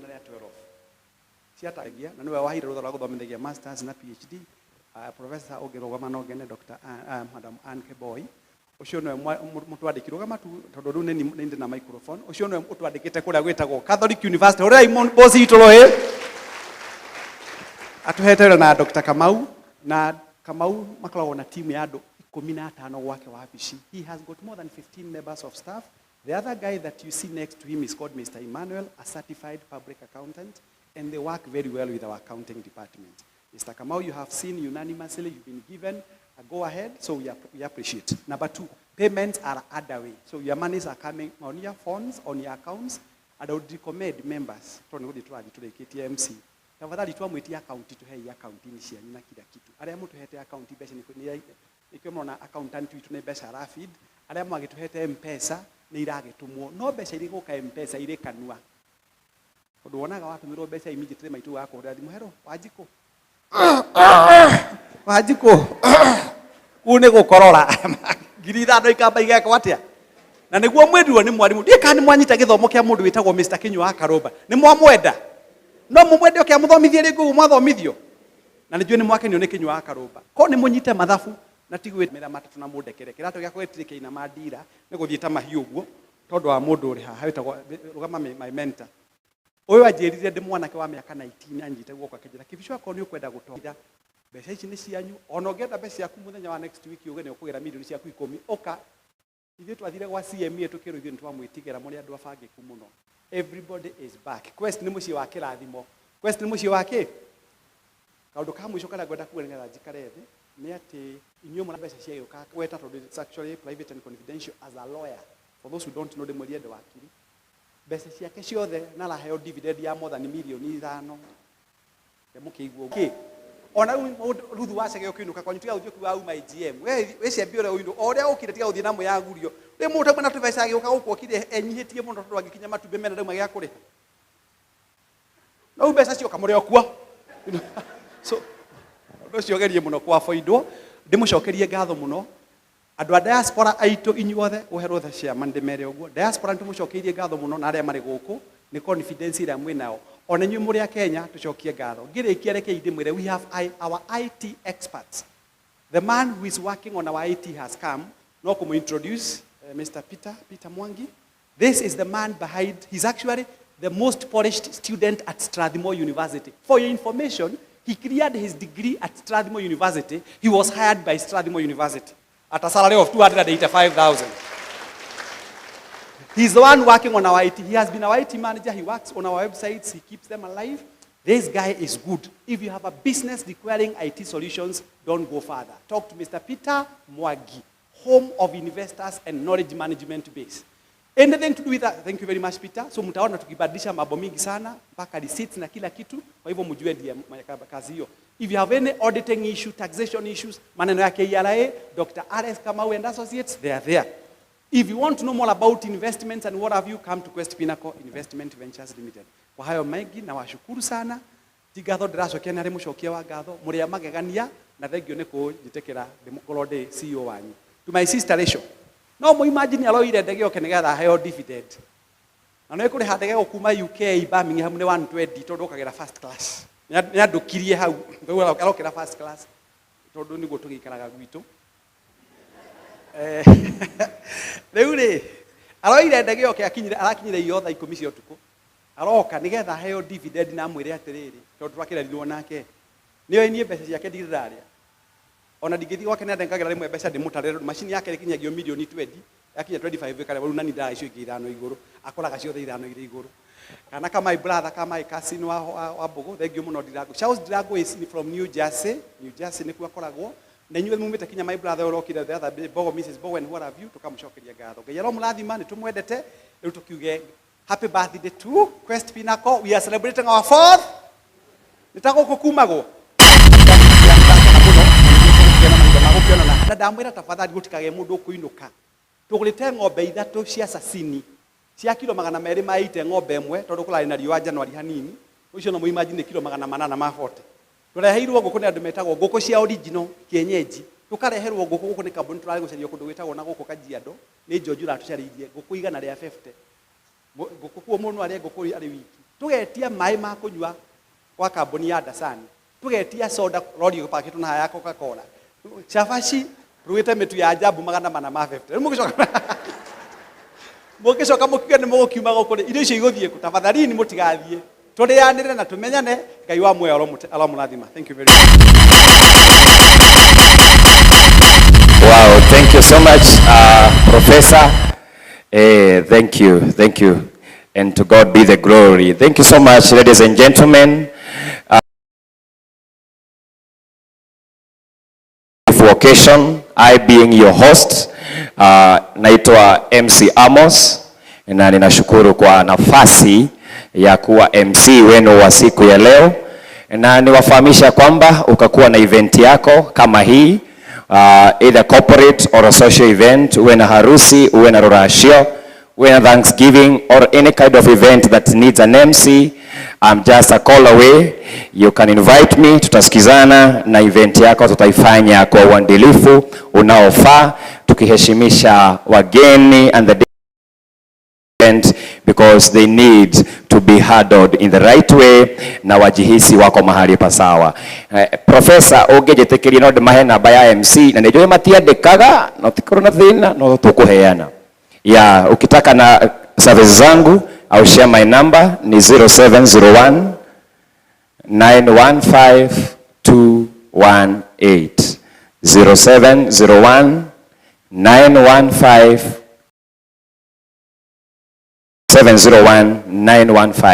218 MC Amos, and I'm honored to be your MC. To God be the glory.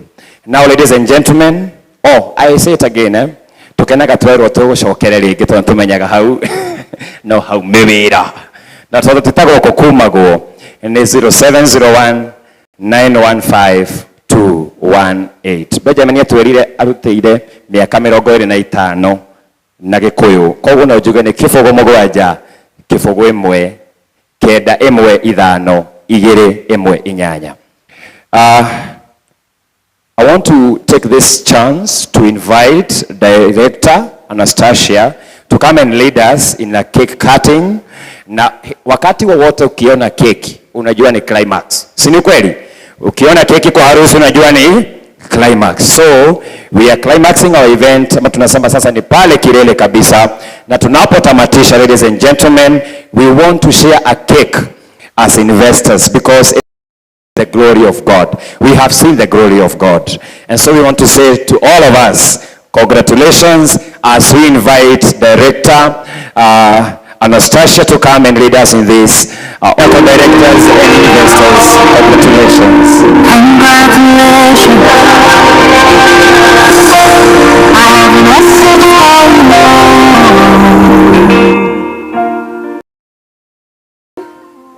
Nĩngwenda kwĩhoka kwaria na Gĩkũyũ onakorwo tondũ hĩndĩ ĩyo ĩngĩ tũtikaria na Gĩkũyũ twerwo nĩ tũrathiĩ global.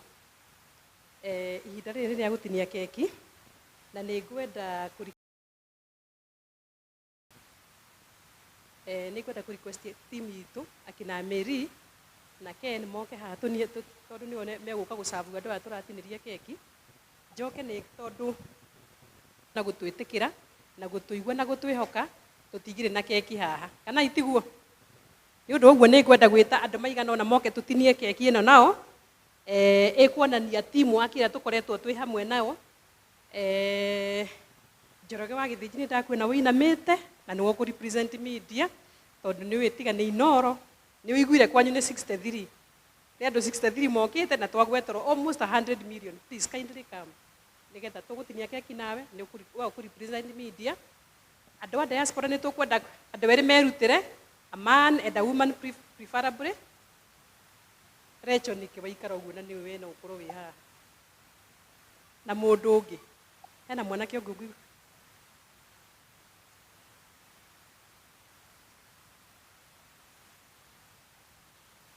reke brother ũyũ witũ wa UG oke ona UG nĩ diaspora tondũ acio angĩ nĩ makĩrega kwĩyumĩria. Mam mũndũ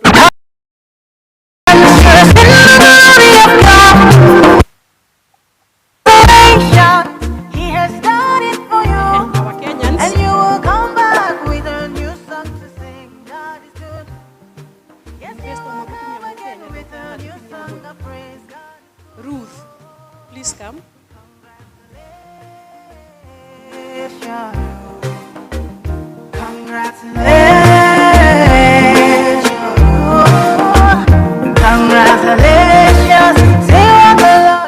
Nĩ mũthuri ũrĩkũ ũngĩ ũkwĩrutĩra oke haha investor ũmwe kamwake tuĩka andũ aremi na nĩguo tuma kĩrathi kĩega twatinda wega mwanake ũmwe harĩ ũrĩa ũnjĩtie ta mũngi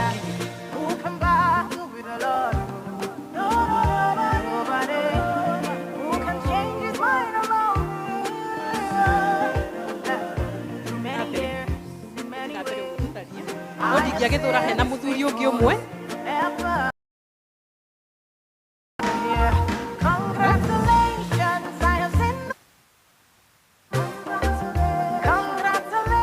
Our friend ũyũ wĩtire harĩ nĩndoka kũ represent management, Njoroge oka kũ represent media, Rachel represented diaspora. Ya mwana wa mĩaka ĩna akoragwo ahuana atĩa? Ngĩonie mwe moko na igũrũ mũiga mũrĩ aciari. Mwana wa mĩaka ĩna nĩ mũndũ wĩthia andũ aya othe me haha mokĩte maka represent maũndũ mau mothe tondũ no nginya tũkorwo twĩ timu ĩmwe kana itiguo. Ũgemu wothe mũrona ũgemete gũkũ nĩ inyuĩ mũtũgemetie na andũ aya othe mokĩte kũmũ represent. Njoroge tũnyitanĩrei o mũndũ arehe guoko haha tondũ ithuothe tũkoretwo timu ĩmwe nĩkĩo itũratinia kamũtara gĩtũhũrĩra rũhĩ.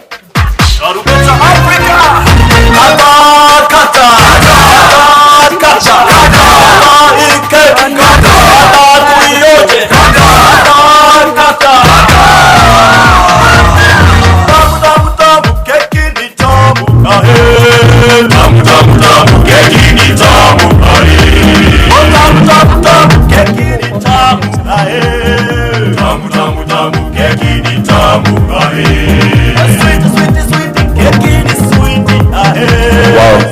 congratulations to Quest Pinnacle. Congratulations to Quest Pinnacle. Wow, what a moment, what a day we are having. And as you have said, Quest Pinnacle has turned forward. And so we are saying it's also a happy birthday to Quest Pinnacle.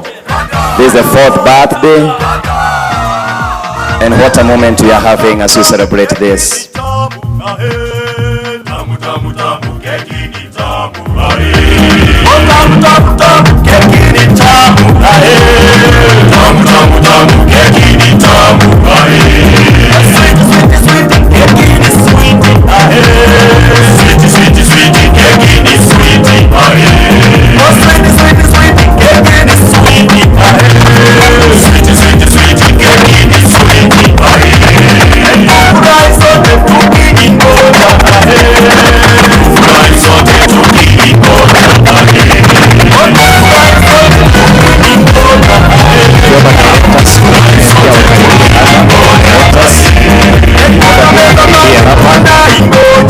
This wonderful moment. It's a special moment for us as Quest Pinnacle, as we celebrate the goodness of God, the success He has given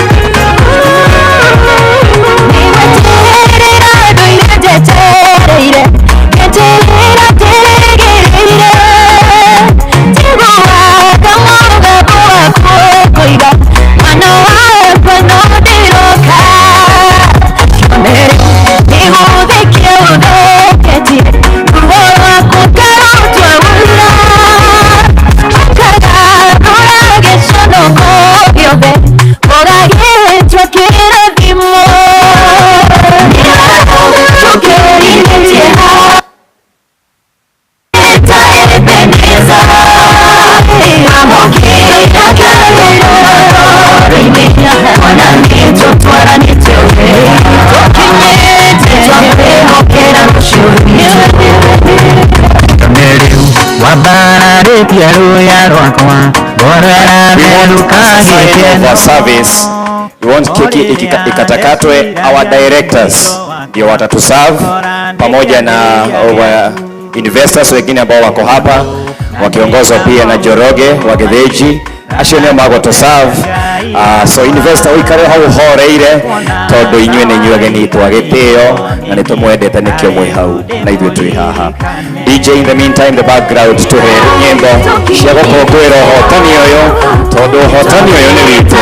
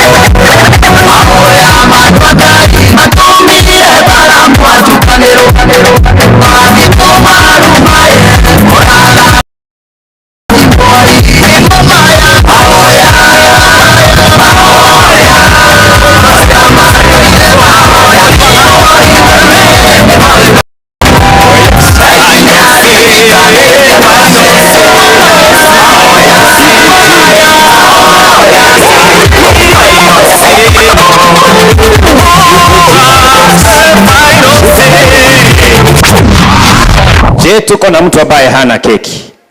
Tuko na mtu ambaye hana keki? Ladies and gentlemen, guoko guo ngumirehe hari ori aya ne wari ari matarite oya guoko iguru ni kuri tana ya kane kuhona tana hona keki ti ya kuhono kwes Pinnacle ne marodete ndume ona matigejite tega koko peke yake marodete ndume ngima nigetha nie nawe turie koguo after haha tuguthie kuria na nĩ ngũmwerethera no nĩ after mahoya na gũcokio kwa ngatho. So I hope everyone has gone. Ladies and gentlemen.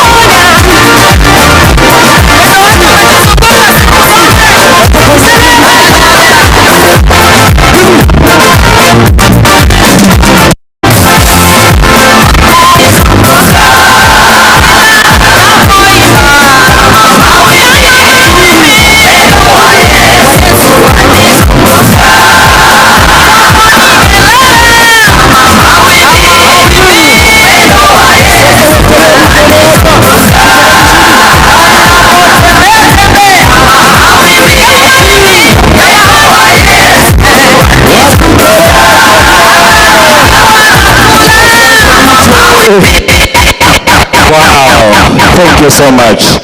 Ataturudishia shukurani na atamatishe kwa maombi. Mkaturuhusu, ladies and gentlemen. Thank you. Mwathani agoshwa. Reke twetire rugeno itu kamwira tutwike tuthiete globe. Ni undu nituguthie global. Ndenda gucokia ngatho makiria kwi Ngai ni undu wa muthenya uyu atuheire a beautiful day, muthenya mwega, muthenya very beautiful, na agatukinyiria muthenya uyu ona muthenya uyu kuma twajia kwirwo ngurubu-ini that this day will be we turonaga gwi kuraihu muno no Ngai ni atukinyeirie na ndienda kumucokeria ngatho ni undu wa uguo na ngamucokeria ngatho ni undu ni atuhotithirie gukinya giikaro giki na twakorwo na muthenya mwega nginya hau tukinyite na ni njui no tuguthie na mbere gukorwo na muthenya mwega. Ni gwenda gucokeria management ya Quest Pinnacle ngatho ni undu wa management njega. Tiga ni management tutigire ha tukinyite na ndienda kumucokeria ngatho Dr. Kibichu and the team.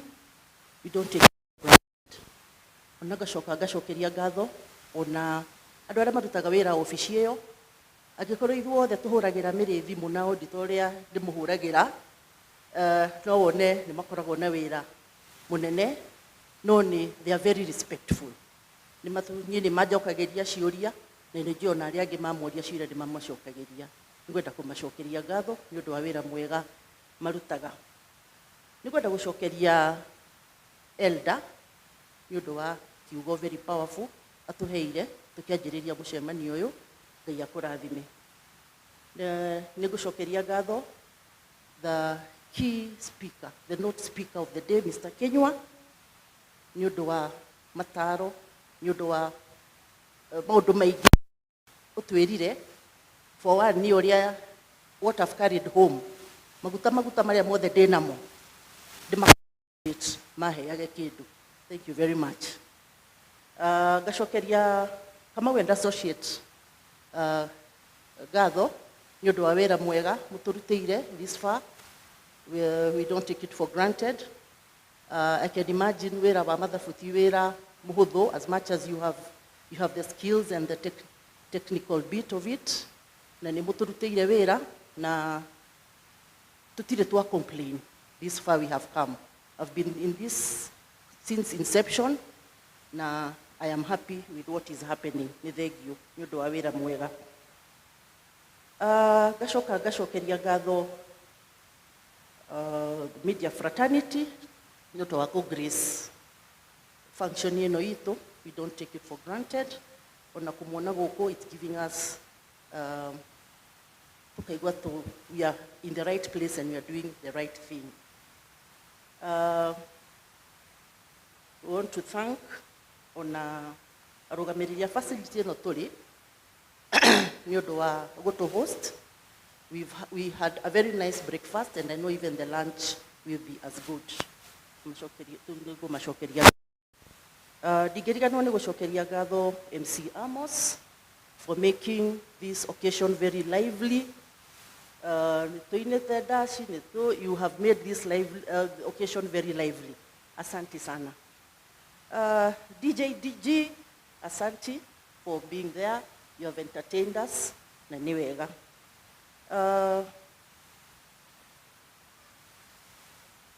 I want to thank even all the investors who are here, who are listening to us online. Na ngacokeria Ngai ngatho tondu ni atweguteirie guoya na tukaingira tugakorwo twi members a Quest Pinnacle. Nĩngũmũcokeria ngatho nĩ ũndũ wa gwikinya gĩikaro gĩkĩ. Ona arĩa matarĩ gũkũ, I know there are quite a number who are following us online. Kwĩna andũ maumĩte mabũrũri nja. I want to thank you and I pray that God will help us to see the fruits of our labor.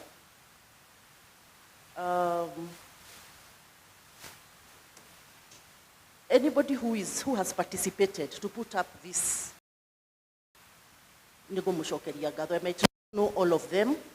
No, on the fact, even the fact that they are able to follow us online. Gukinyia hau na demo wish mwaka mwega na tuthie na mbere ku invest tondu uguo niguo Ngai endaga.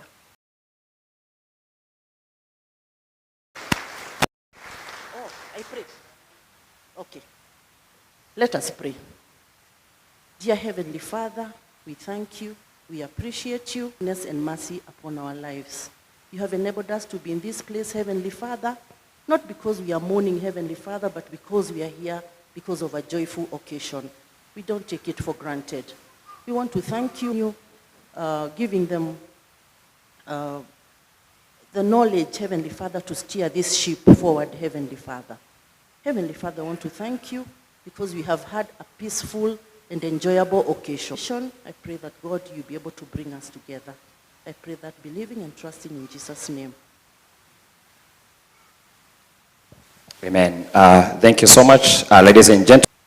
A corporate photo for all of us, together with the directors. Na tunapigia pale nje. Pastor George, kama unaweza inua mkono, Ken, lunch.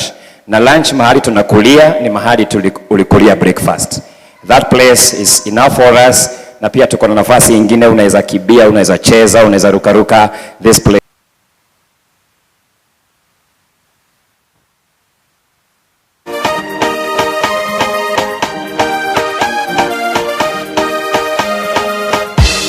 we have a church kidogo, tutapigia hapa.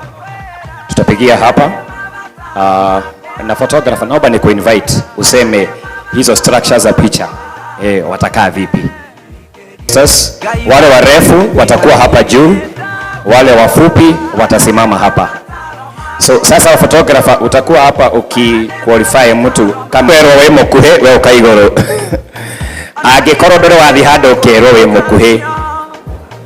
Angĩkorwo wanatuanĩra matunda ũkerwo nengereria tondũ we nĩwe mũraihu ũkaigũrũ. Isipokuwa wale wafupi. Juu hapa nyinyi yes. Juu hapa nyinyi yes.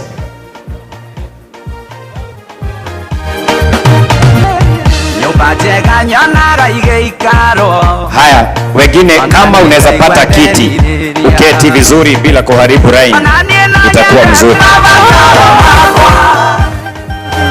Wow.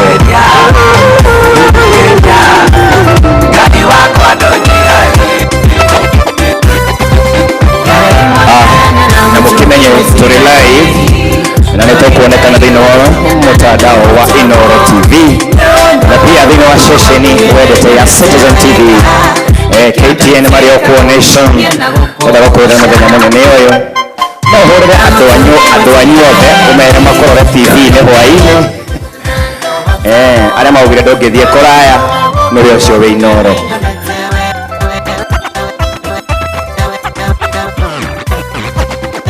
Alright. Haya, mimi nataka useme quest. Quest na ukatalia hapo, sema quest. Say again ladies and gentlemen, quest. Quest. Wewe rauga, quest. Quest. Tunataka ndio msemae todo. It is beautiful to be so.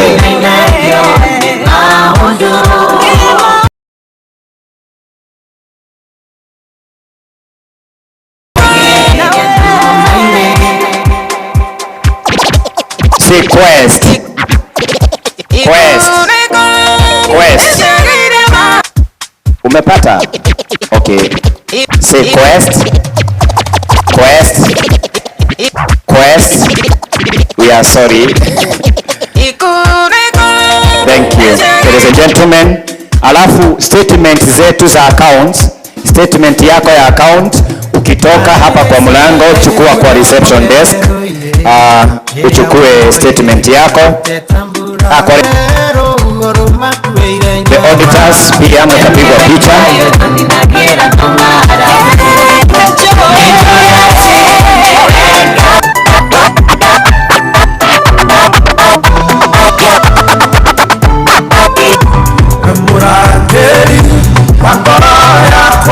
Right, this is all the okay.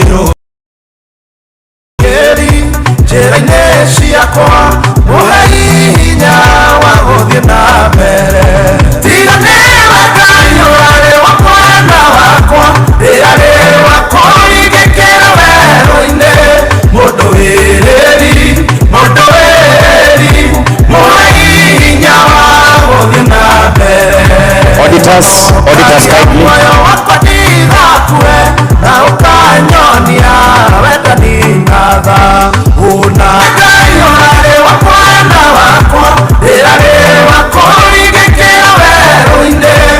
Thank you. The board of directors peke yao. Yes. Waigoro unaitwa.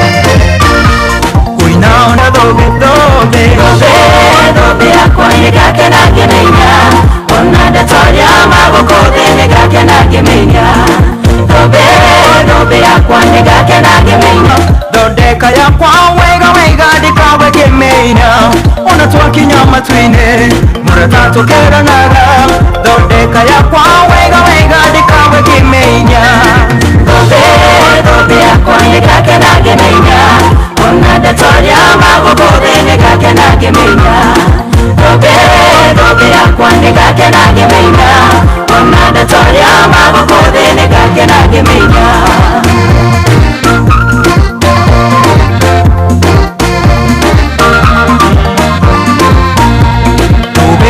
Toranya, iharĩrĩirie igũrũ ũrĩa wothe ũkũhonoka nĩ akaheo thũmbĩ ya gũtoranya iharĩrĩirie igũrũ ũrĩa wothe ũkũhonoka nĩ akaheo thũmbĩ